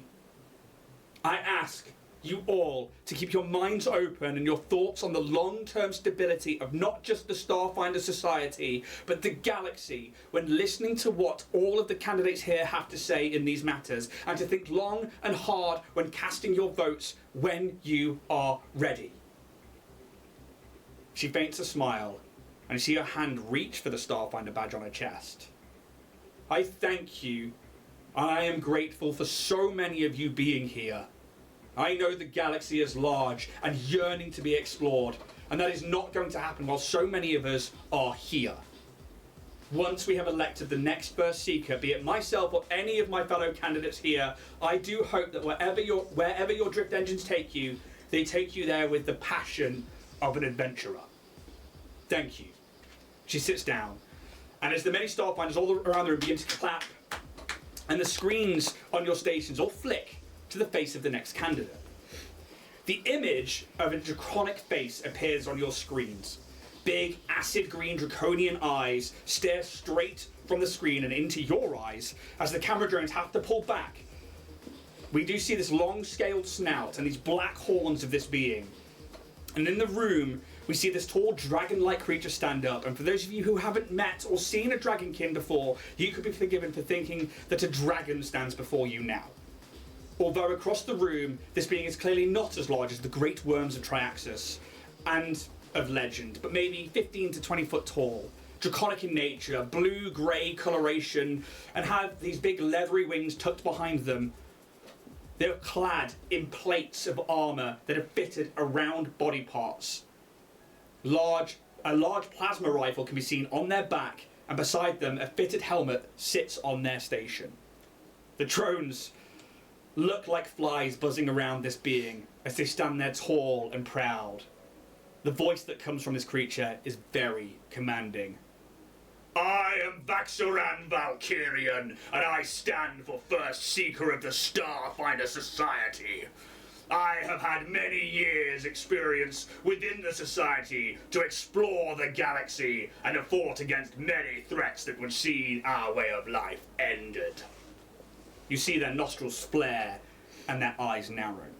I have fought in the Silent Wars, and I have served on the Iondian Great Cathedral Ship Sanctuary under the command of High Priest and Grand Admiral Dawlish Hammersong. In the Starfinder Society, I am Captain of the Distant Star, and have found many new worlds and societies in our great campaign to explore the galaxy. I will lead you with pride, with strength, and bring the Starfinder Society into a new age, should you choose me as your First Seeker. And before the camera drones can react, Vexaran swiftly sits down, and the drones have to angle quickly to adjust the pictures on your screens. There is a beat of silence as people around the room who weren't aware that this speech was going to end so abruptly begin to clap. Oh, good show, good show. Quite strong, wasn't he? Oh, aggressive. Christ. With A lot another of flick hair, maybe. Yes. of imagery, the screen switched to another individual who is already standing, serene and calmly. Yeah, we're fucking go, lads. Yep. The picture of a Shirin shows up on the screens in front of you, and for many of the crew, a face that you recognise. This Shirin has a red, chitinous carapace and large, fiery, compound eyes. They wear a simple set of purple clothes that clearly double up as a set of adventurer's armour. This sleek resin plate sewn into the garment, and over the top of it, a white trench coat with these yellow and black taijutsu at the hem. If Reese was here, he would know instantly what these are. For the rest of you, you can make a mysticism or a culture check.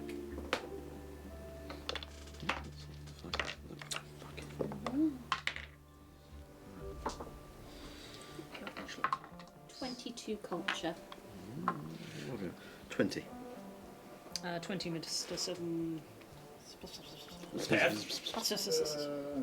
Lads. Yeah, I can't even find mysticism or what was it on culture? 29. Skills, mate. Skills. Okay, so culture check wise, in fact all of you will have beat the DC. So these are symbols of balance. Very much like the yin yang in our own world, but these are of photons and gravity symbols. And this would depict a very common symbol within people who follow Solarian creeds and teachings, the balance between photon and gravitational mysteries of the universe. You see these all around the hem of Xano's trench coat. A trench coat that you two have seen up close and personal before. Also, they wear a badge of the Starfinder Society, which is displayed on the chest of this Shirin's armour. Their hand is raised as they wave and gesture around the room. The applause seems to go on for a little bit longer.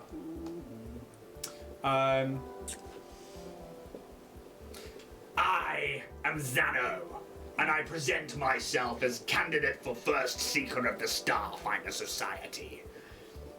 It was I who called into effect the vote of no confidence on my old crewmate and captain, current First Seeker, Luazi Elsabo. In recent dealings between myself, acting on behalf of the board of directors for a company that I employ with, Dragonborn Industries, I have found First Seeker Elsabo to be stubborn and neglectful in the wants and needs of not just the society as a name, but for you as Starfinders. And there is applause. Can everybody give me a perception check, please? While this is going on, can I also make a check on what the drone's doing while Xano's That doing particular... speech? That one drone, I've not let it out of my eyes because it stands out. Yeah. Kaz? 31. 30. 23. 23. 30. 30. 10. Cool. The drone is a camera drone. It seems to be very focused now on Xano. You can make me an engineering check. You can make me an engineering check. You can both have an aid from both of you. Nice. Did you say engineering? Yes. So we both get +4 each or +2 each? +4 each, because Yeah. both of you have beat the check on the perception.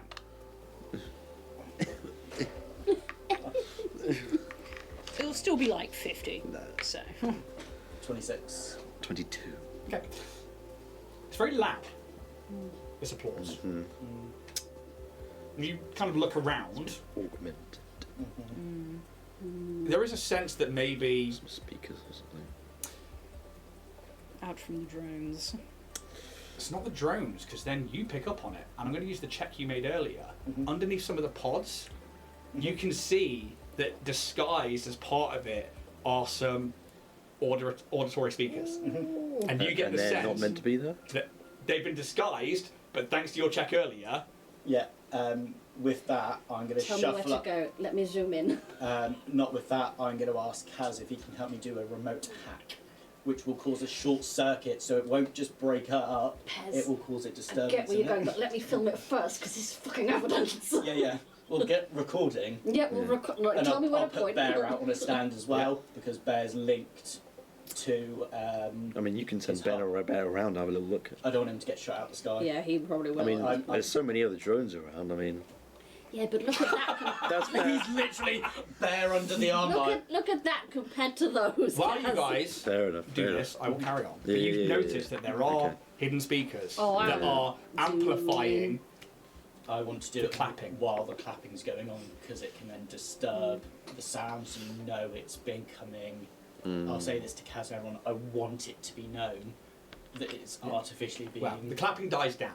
You notice that during this round of it. That's good. You can reverse it, make it boo. Boo!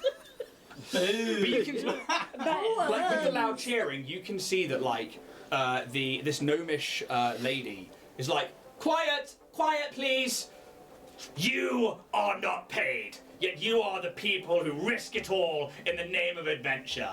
The way this once great society is currently run is nothing more than piracy with a few extra steps to disguise the fact that you are lining our current First Seeker's pocket with cred sticks. I come before you. Can't do that in public. Yes, I can. With the hopes to reorganize the structure of this society for the greater good and for your own security, both financially and in the field. Over the next few days, I beg you to bring your questions, worries, concerns, wants and desires to the forefront of these debates, as too much has already been hidden from you by this society. I wish to open up this society for us all. No more closed doors. No more secret information squirreled away in the archive cortex. No more hoarding treasures you have found for bureaucratic reasons.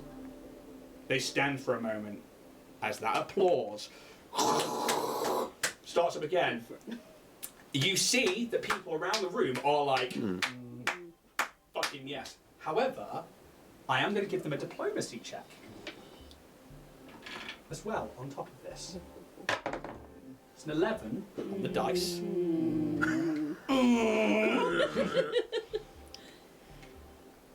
What do you think their plus is? That's very A lot. ridiculous, isn't it? Like 17 or something. Yeah, 17, 18, something like that. Maybe more. It's a 30 for a So, yeah, total. 19. Yeah. That's 19. Um, As you can see that there are crews, and like it's more of like the individual members of the Starfinder Society are like, yeah. Again, the speaker is like, please, quiet on the floor for the opening addresses. But the thunderous applause is still going off. What are you doing? So You're enacting a plan. yeah, my idea was I have got what is called essentially short circuit, where as long as I am within 10 foot of it, I can cause a electronic disruption. Is that in one device? Where's it gone now? I let the tea go cold. Silly Billy. Silly Billy. I don't think it says overload. As a standard action, I can cause a short in an electrical device. An electrical And device. device. So you can get one of them. Mm-hmm. How many are there? not every pod. Not every pod, no. But there are enough, maybe 20 around the room, that you can see, to amplify it from all directions. Or I can try and potentially remote. You could try and get into a device if you think you can nail down the device that's controlling that. Do you want to? I mean, I'm going to put it out on socials anyway. Do we know if there's one on the bottom of our pod? Was there one under our pod that we could hear of? Give me a perception check. Can we do the Can you same? help with that? Yeah.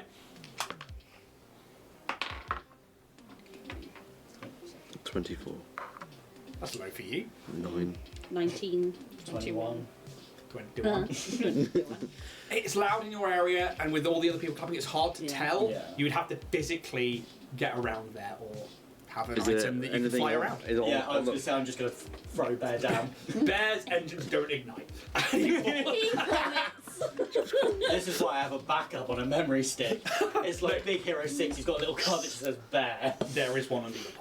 As soon as you put Bear underneath, it like does that thing where it's like almost like finding its buoyancy in the drops, air, and you can see on your display, or like you could do yours on a VR headset, isn't it? Yeah. You like flick down. There is one underneath your pod. okay. Right. You can get that footage up for sure. If you think Yeah. that you can hack into this particular computer that's attached to this, you might gain access. However, I'd like to aid in Yeah. this. So I'm just seeing what's going on. Bear is also now not moving, so he is in stealth, yeah, just as in case something tries to lock onto him. Or, stealth drone. Yeah. Look, I know it looks like we're doing dodgy shit right here, but I promise you this is for the better. Look how dodgy this is. They've got fake audio stuff around. I had seen, and the it is footage that rather Bear's got up, crass. is there like any kind of indicator, obviously, on these things of their brand Yeah. or their production? No. Interesting. Shall I put it out on the socials? Yeah, flag it. Flag it? Everyone's going to see Actually, it right no, now. not It, yet. it will cause a Wait. big spark. Big ruckus. Wait for us to get into it, Yeah. then cause a Potentially. ruckus? Yeah, because if we can't get into it, you can expose all the speakers being underneath it, true. amplifying the clap. You don't want to amplify the clap. Oh, There's a right time to do it. It's not now. There's always a right time for the clap. Fuck me. That's what That's how gets you you the get clap. it! Spades! Was it worth it clap or was it not worth it clap? Clap. Spades. Splap. So, in this moment, as like this applause is going on, Yeah. you've dropped the drone, you can see it. Tell me what you're doing. I'm going to get Bear to try and get close enough that I can remote hack in. Very much doable. While I am controlling Bear with a controller as part of my vid game. Yep. So that is a -5 on the check. On the DC, you mean? Yeah, on the DC. On the DC check. So, yeah, Don't get that wrong way around. yeah. Okay, -5 on the DC. You're getting an aid. Do you have a plus I 10 am in it? doing a different aid. Okay. So, different aids. Gotta stop, guys. So I'm going to use empathetic support, which when aid another, instead of gaining a bonus to a skill check, the ally can roll the check twice and use the high result. So that's basically what Ren's got once a day. Yeah. So That's very useful. It's fucking great. I'm watching you do this, and I'm just like, it is rather crass to do such things. And she just slips out a load of cards, and they're sort of like blue holographic kind of cards. And they're like about 4 or 5 will just spin around you, and you'll feel like the support of like Just gambit. you can God do this. It's Pilato. Yeah. I will obviously help with the computers as well. Same. So aid, so +2, +4. Then you're giving them the ability to re-roll. Yeah. Okay, and you're going for the hack, yeah? Yeah. I'm going to roll this and the campaign dice. Don't Yes! do that. No. I'm joking. Why would you do that? I'm joking. I'm not rolling campaign dice. I'm not that stupid. You're only allowed to roll Again. it now. You said it. This could be such a big moment. You can roll it. It hates us. That dice hates us. What, is there any better? That dice killed Yeah, him. crit stick. Yeah. No, that's not good. What, on both rolls? Can I It'd do have to be it a on one both roll. with the aid or is it just one? It'd only be re-roll They're one both d20. shit. I got a 3 and a 5. Oh, Same. yeah. Do you want to try the campaign dice, mate? Come on. Don't let him tempt you. 12 plus 17, 29 plus 2 plus 2. 33. Thank Yeah. you, Jack. Thanks, Math Boy. Okay. 33. It's not 35, but it'll do, I guess. And the DC goes down by 5. So, So this is the important thing. What's the Yeah. total? 33. I bet it was It's only 35. just. And now it's 30, hopefully. It is a tier 5 computer. Oh, I never remember what it is. It's quite high, isn't it? I know we've done a tier 6 computer. Yeah, we have. Have Tier done a six tier was 6 And computer. I think we got over a 35 on that, and that's why it Yeah, I succeeded. got like 47. And you had a -5 on the check. Tier 5 is a DC 33 to hack. Oh! Oh! Oh! Thanks for the win! And he went back down 5 by 5 after that, right? So you get it on the nose, and then you get a -5 to that check anyway. So that you It beat gives the us an check extra by level as 5, well. Yeah. which is important. Yeah, because you get more Yeah. for 5 and then Yeah. each 5 after it, don't you? Yeah. So, with that, there are no countermeasures. I just want to double check. I also want to check something as well in my raid. You don't get control, but you have access, which means that with depending on like what you want to do next, you would have to make another computer's check to access things or to get it to function or to do things as you want. But you see that these speakers are all linked up to one data pad. The data pad of a cameraman Yeah! who's currently stood across the room. They are going to do a computer's check to see if they notice anything happen there. There's a 18 on the That's dice. very high. Oh no. Okay. The pod with the kind of really augmented techie looking guys who are like already trying to take their pod apart. Yeah. Is there like is there a thing underneath theirs by the looks Perception check. For my remote Okay. hack, it's DC 10 plus 1.5 plus times my mechanic level plus my intelligence modifier. To see if we're hacking in. If you So can right, find me. just read that all again for me. So it's 10. 10 plus 1.5 times my mechanic level. So 6 and 9. Yeah. So 19, Yeah, plus my intelligence modifier. which is plus 4. Yes. 23. 23. Yeah. Okay. Cool. 29 on perception. 29 perception. I'm gonna roll dice. Odds or evens? Odds, they don't. Evens, they do. Whoop! It's an even. Even. They do. Okay.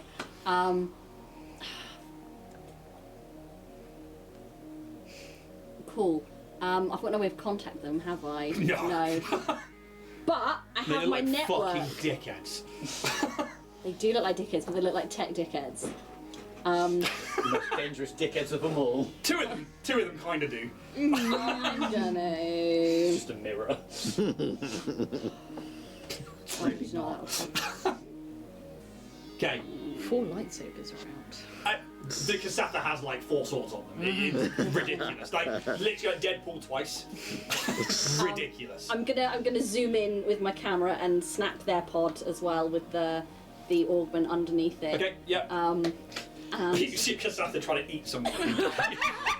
That's a very home joke that this crew is a nod to an old campaign. Former campaign. They are the crew from our former campaign. This is where the dwarf senses the camera and he's like, Trek under the thing. Absolutely. He absolutely fucking I mean, he rolled a 3, so he fucking doesn't. Alright. Right, in this moment, so you think you've hacked in. Mm-hmm. You have access to the system. Mm-hmm. You guys all are in this moment like, oh shit, we fucking found something. Mm-hmm. However, the opening speeches continue. The room does give this louder round of applause than you heard. It's not deafening, but it's noticeably louder. Zano takes a moment to once again gesture around the room to this applause. It's media training, if I ever seen it. As the drones buzz around her, once more the screens in front of you skip to another image. I'm afraid that too long was spent Mm-hmm. That's fine. to really do anything, but you think that maybe next time, Mhm. if they haven't seen They you, haven't had their questions yet. you see a human male, grey eyes. Sean, let's You go. joke. As soon as it comes up on the screen, there is a group of youths in like another thing. It's like John, who just start chanting, and the custodian, the floor speaker is like, "Quiet in the gallery, please." A human male with grey eyes, the swept-over grey hair, stands up from their seat. They wear the custodial garment that you recognise to be that of the custodians of the Law Spire Complex and Starfinder Society. His variant of the shirt having short sleeves, and his trousers are more like tactical cargo trousers with pockets and clips. One such pocket holds a data pad that he's often seen with at the door to the Law Spire main atrium. He stands slowly from his seat with a slight haunch to his back, but brings it up to a straight posture. A shaky hand comes up as some younger group members continue their chant of John! The feeds on the screens now has this human front and centre as he begins to speak. Hey, my name is John, but Fuck's sake. So nice they named him twice. and you see they spell it as John, Jon. But some of you simply know me as John the Door Guy. I have been a member of this great society for nearly 55 years. And I couldn't be more proud of it to this day. I have watched many of you begin your cadet training with us, and many of you come home after so many missions away. I have not seen so much outside of Absalom Station, nor have I spent any time on an actual starship exploring the vast. Oh my god, John, no! But I have listened to your stories and triumphs over the years while maintaining my custodianship of the great atrium. Thank you. Oh no, sorry, there was a bit extra before that. He says, I know my candidacy was a joke to a lot of people, but I believe my level of knowledge on how and where best to find people's things and information here in the Law Spire Complex would serve as a boon to yourselves. I would be your custodian. Thank you. I'd like to stand up and try and get everyone to stand up and be like, my seeker, my seeker. I don't care what you want me to. My captain. I don't care what you want me to roll on that. I'm gonna stand up on the little front bit and be like, see if I can get it to go Give me a around the room. diplomacy check in this large room of people. I mean, 17. 17. You can see, so there is a small cheer from the same group of youngsters that cheered when he first appeared on the screens as he sits himself back down in the chair. And you kind of like get up and are just like, I mean, what do you say? I literally, is it like a balcony and you kind of, it's open, or is it complete sealed bubble? No, it's like an open balcony. You can see it's like this. If you've seen Revenge of the Sith, sorry, Never seen it. those. Oh my god. Oh my god. So there are these like metal donuts, and they do have like a semicircular. But it's not like a steep curvature. It's quite gradual for the tops. Yeah, so I imagine there's kind of like a half step for those the short persuasion. So I stand up on it and put my heart on my Starfinder badge and just go. Rip your heart out, Charlie Moore! Charlie Moore! Just a goblin launches his heart across the room and old Drawn in man. the face and it just drips down. Vote. No, I put my hand on my badge and I take it off, holding it up, going, "My Seeker, my Seeker." So the group of kids basically, or like the new Starfighters that are fresh out of their cadet training, they also are like, yeah! And they're like, Seeker, my Seeker! Can you please, in the gallery? We are only doing the opening addresses. There will be more time in the debate section of this. Please! You don't really grab anybody else. No, that's right. And then once more the cameras switch across to another face. Already standing, their arms moving like they are treading water.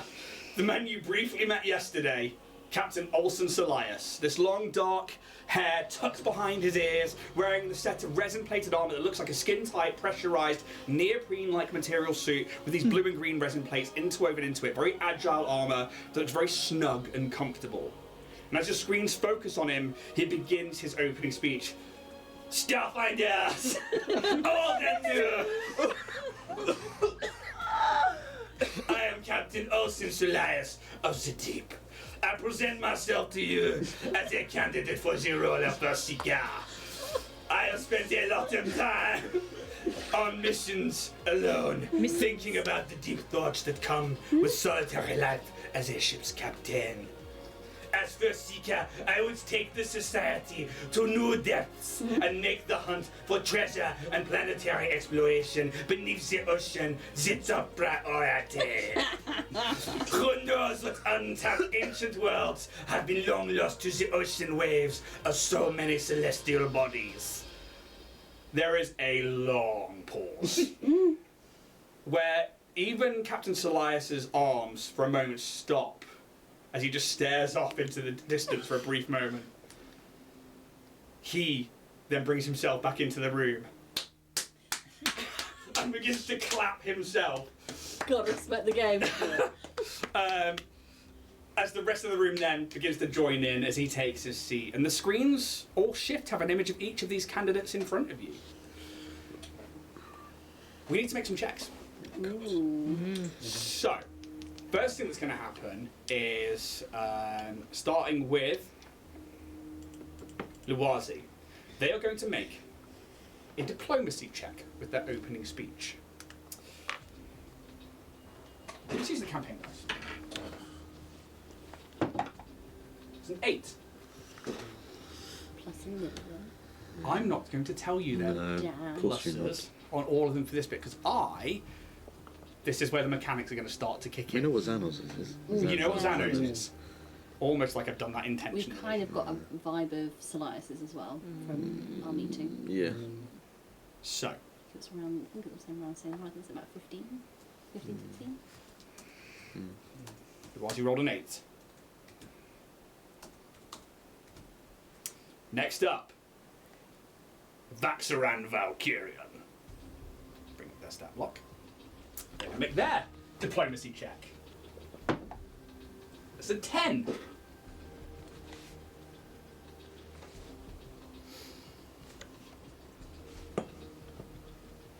I clapped too hard. Valkyrian. They rolled a 10. They get plus this. check. Yep. For a total. Secret maths. Yeah, which is one of the first times in this campaign that I'm doing this. Yeah. I will reveal these numbers to you. Oh, yeah, but Yes. after everything. Yes, because I want the election to be... That's the brand. Yeah, because I want Gonna you guys to win. influence this. I want what you do to really matter. Number 3, I believe, Yep. was Zan. Oh. More like Zan, no. She's gonna get real high, isn't she? Fucking bitch. Just get less than a 10, please. What's that? That's a fucking natty one. That's a natty one. That's what we want. Yes, please. Holy. So natural 20, unnatural 20. Yeah. But still. Still though, This is before questions and stuff. Yeah. To be This is, fair, yeah. so There's stuff to work with. yeah, that's a good start. Mm. That's as good as it can get as a, Yeah, as a baseline. like- Yeah, baseline. Yeah. Show 'em the door guy. Good. 20. Come on, 20.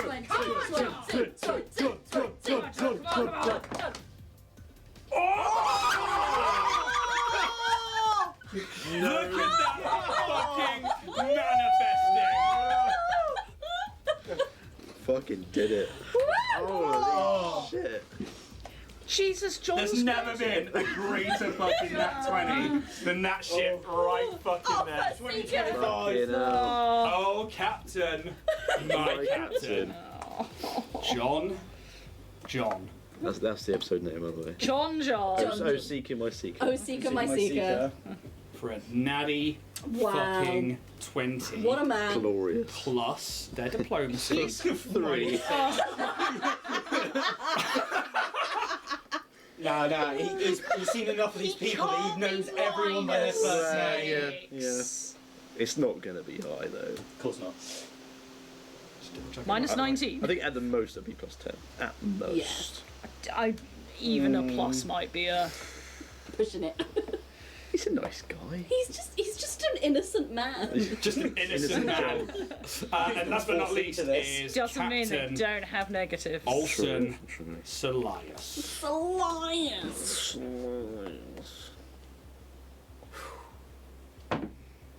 18. Hey! Very good, very respectable. Hey, it's still good. I don't mind if he gets it. At least it's I not Zan, think I know who at the moment I'd vote for. John. Obviously John. It's a one-horse race. Yeah. Or one John race. Yeah. John Race. Long John race. Jesus. He's the most versatile out of them all. He's so versatile. Okay. Now we're going to roll some other dice. More rolls. We are indeed. Because now we're into a new mechanic. Oh. So, what we've rolled Yeah. is going to enact a cap. Depending on what they rolled with their bonuses and totals, I'm going to roll a d100 for each one of them. Depending on what they've rolled, depends on if it caps. So 100, 75, 50, 25, or 0. This is potential, well, this is the voters they have gained from just their opening thing. So the lower they've done, the lower it's capped. So if it's capped at 25, and I roll a d100 and roll 100, max 25. Okay. But if they've done really well, that's capped at 100, and I roll 100, they get the 100. Make sense? Yeah. This is what's going to happen over the course of these debates, is that every time there is an interaction, at the end of it will be a d100 roll. And depending on what you can do with the influencers, what you can do with public interaction, it's all going to matter now. We're going to start with Luazi Elsabo, who's going to roll a d100, and I'm not going to tell you what the cap is.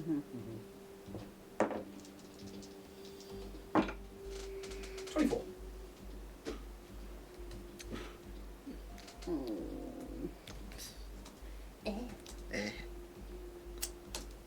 Cool. So it wasn't capped at 0. Yep. A Valkyrian.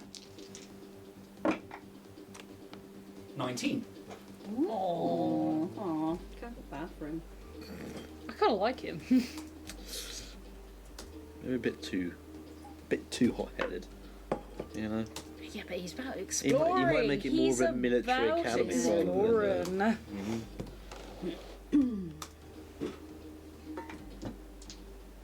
Sana. Zano. 37.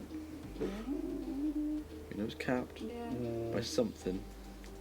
We don't know what to, even with a 20 for that diplomacy. John. Come on, John. Come on, John. Come on, John. John. John. 90s at least. John. 42. Still ahead of the race. It is the number. To be. It's the meaning of life. It is. It is the meaning of John. The Captain meaning of John. Salias. Make it deep. Come on. 32. Not bad, not Pretty bad. low rolls across the board. Yeah, I was going to say everyone's a bit Blow not up. sure how to vote yet, so Yeah. it's not high numbers. With that, the chair of the floor retakes to the podium. I want to say thank you to all of the candidates for the First Seeker role here today. Thank you all for listening. Tomorrow we'll be carrying on the debates, and we will make sure that as we go forward with this, if you have any questions, please return to your pods on tomorrow, not today, tomorrow. Stick to your pods that you're in now, and we will make sure that your questions are registered and that you have the floor to ask these candidates whatever you want of them. Please take the night to think about the questions that you would like to ask, to think about how you would like to see the Starfinder Society progress forward in these times. For now, thank you to our candidates. Thank you to you all for being here from all over the galaxy. But that is all from the halls of exchange. And your pods all automatically begin to move back towards the walls as people are like, and you see like them already starting to like step up and already starting to start getting themselves ready to get out of their pods and go down these corridors and basically exit the chambers of exchange. Or halls of exchange, the chambers of secrets, the chambers of exchange. I don't know what I'm talking chamber is about. Instantly, you start seeing social media posts. Oh, cool. You see that Captain Salias does an instant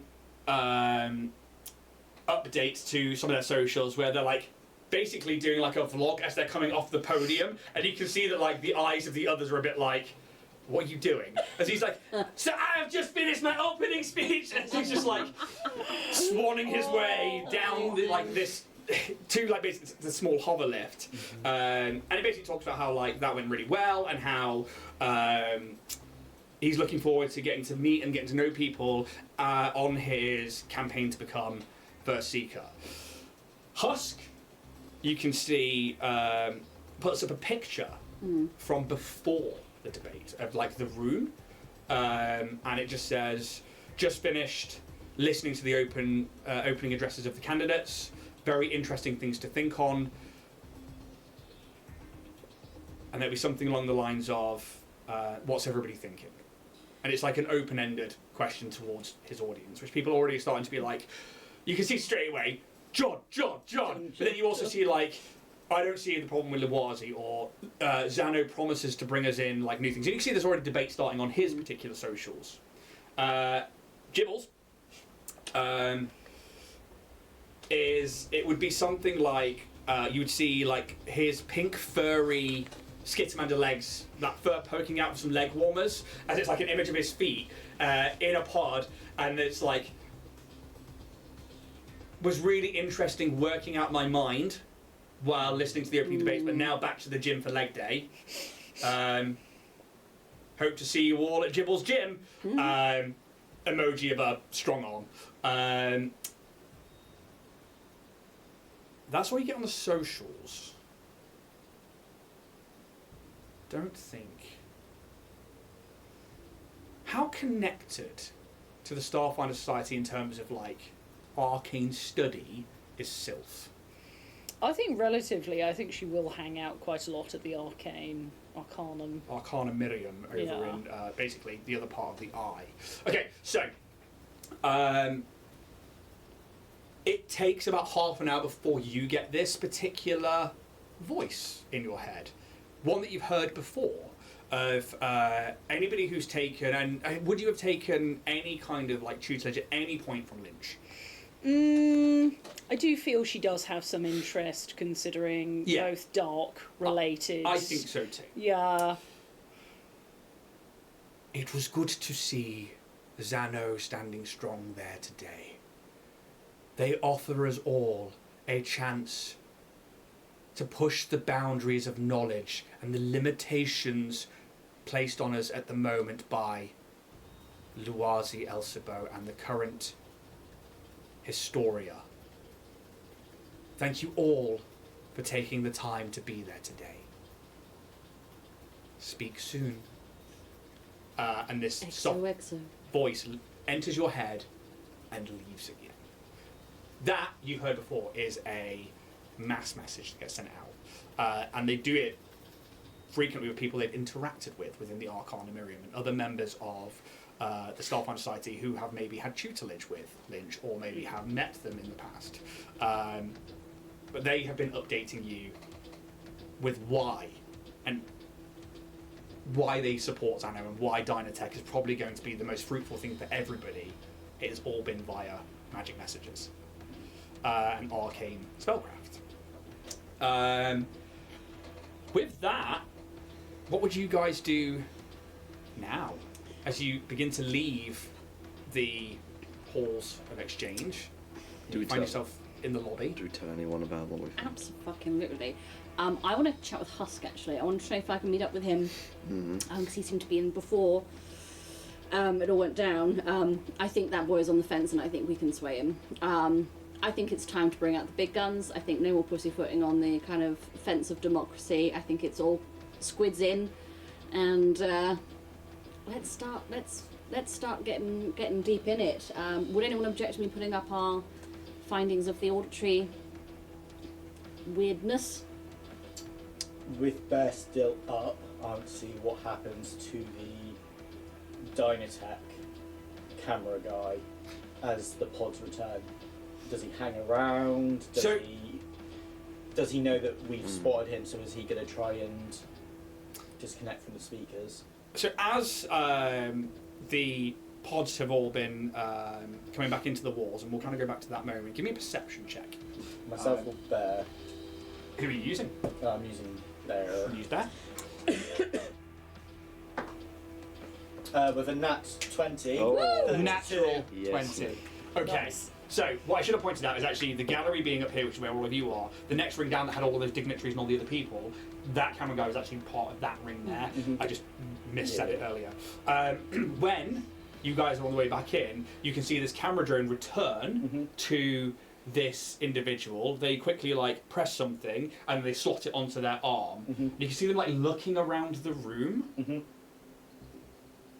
I'll give them a perception check. 6 on the dice. Oh, Okay. too many people. Yeah, they're like. You see them like shaking their head. Are they the only one who's not a Starfinder that we can see in the room, or are there other people who are not Starfinders? You're not sure if they're, because some people aren't wearing their badge. They don't wear it openly, so you're not quite sure as to who is and who isn't. But they're not wearing a Starfinder badge. But they kind of look around and then they're like, look at their drone, they look at their data pad, and they're like, they shake their head, and then they start moving towards the centre, where you see that they meet up with Zan, and you see them begin to exchange words. Zan's mouth doesn't move. Give me a culture check. Oh, with another natural 20. 30. Shirans don't need to use their mouth, they can talk telepathically to people within their vicinity. And you think that Zano is communicating telepathically. But this guy is like, you see him like pointing around, and then you see like Zano's like antennas like twitch, and then like you see it like starting to look around the room as well, but that's probably as your pod like. Yeah. Do you get kind of like a data file which kind of breaks down what these things are that we could... Do you get like some kind of like rundown of the processing? You probably take some screenshots, but while you could only... Would I have the original IP address so that each data pad's got its own IP? You would know that they were connected to this guy's data pad. And that's data that we can quantify and Yeah, with screenshots and with saying, like, I have this IP address, you could probably check that against that data pad. Yeah.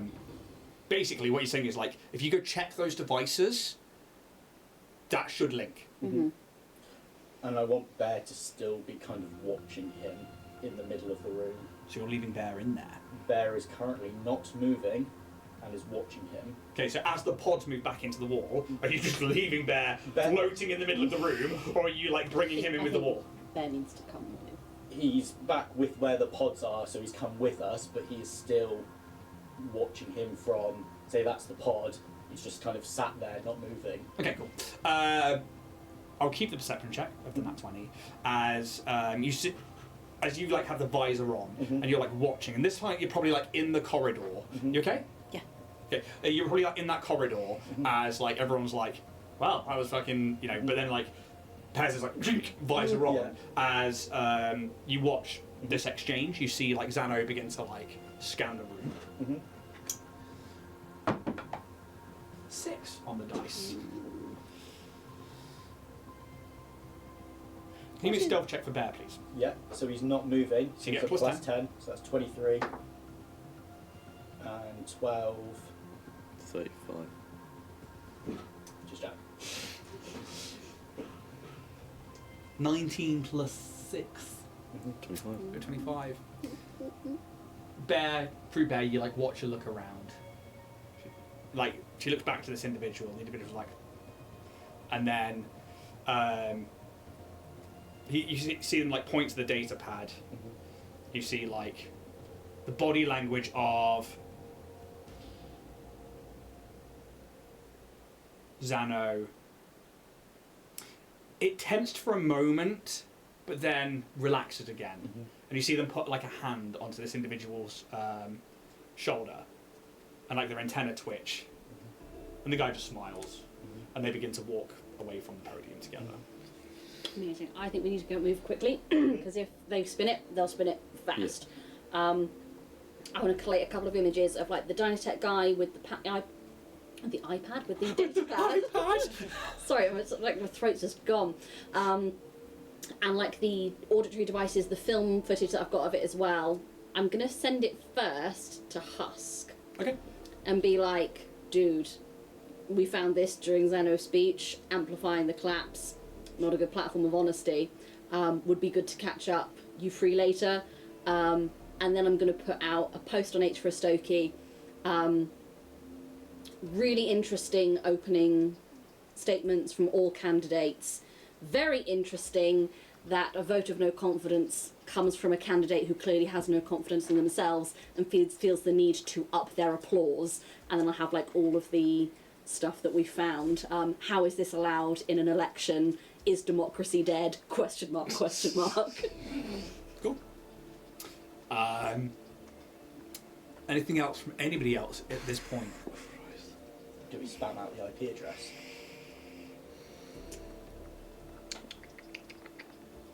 I mean, if we're going to go all out, Go all out? Yeah. Put it all out there if so, anyone they, can I'm use gonna it, go so they don't have time to Yeah. retrace. Yeah. Yeah. I am going to put essentially the data I've captured and put it on the future version of, I guess, Reddit, or Sped it, Spend it. Spend it. Yeah.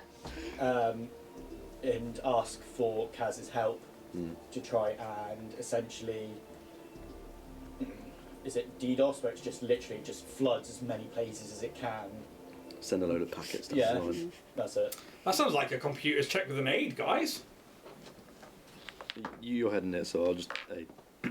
I'll let you give me your diplomacy check now then, since you're doing another check. Okay. So with an A, is that Yeah. +2? Yeah. 22. Anything from Sylph? She's just observing all of this happen. She's just still sitting in the same pod. She's watched what they're doing. She's watched what over with Zano and this tech guy. She's not helping, but she's not getting in their way either. Yeah. She's just like observing everything. I suppose the last thing we see is the 4 of you heading towards the lift and you have to wait for a moment. You have to like press a little button that's this tiny little metal pole that comes out of the ground. There's a tiny circular button on it. You press it, and you see this sleek. It's like an oval disc. Hover back up towards you, and you can step onto it. Like a little force field, like barrier goes around it, and you begin to move back down into the main entrance to this area. As you see groups of Starfinders just exiting in droves, chatting away, talking about like what they saw, talking about the opening addresses, and It's a 35 on diplomacy, by the way. awesome. And I'm going to hold on to that till. At the bottom, I'll simply go, it was a pleasure meeting all of you. I'm afraid Yeah, I you must too. go and have tea with a friend. We'll have a lovely time, dear lady. And I will. We'll see you tomorrow in the pod. Indeed, I'll see you tomorrow in the pod. Goodbye. And you Fair. will, because you are now registered to that pod for Indeed. the debates. And yeah, as we see Sylph, this. What's the race? Oh, You try and say it. Savathar. Savathar. Savalatafox. I've actually found it's a Norse word, which is why it's got like fucking V's and F's in it for no reason. Savathar is as far as I could go with saying You this. see this like tall-ish, 5'8", gothic mummy. Oh, what's the lady out of Resident Evil? Oh, Lady Lady Dimitrescu. Dimitrescu. That's the vibe I'm getting. Yeah. Mummy. It is that big hat. Bitty. Glory, glory.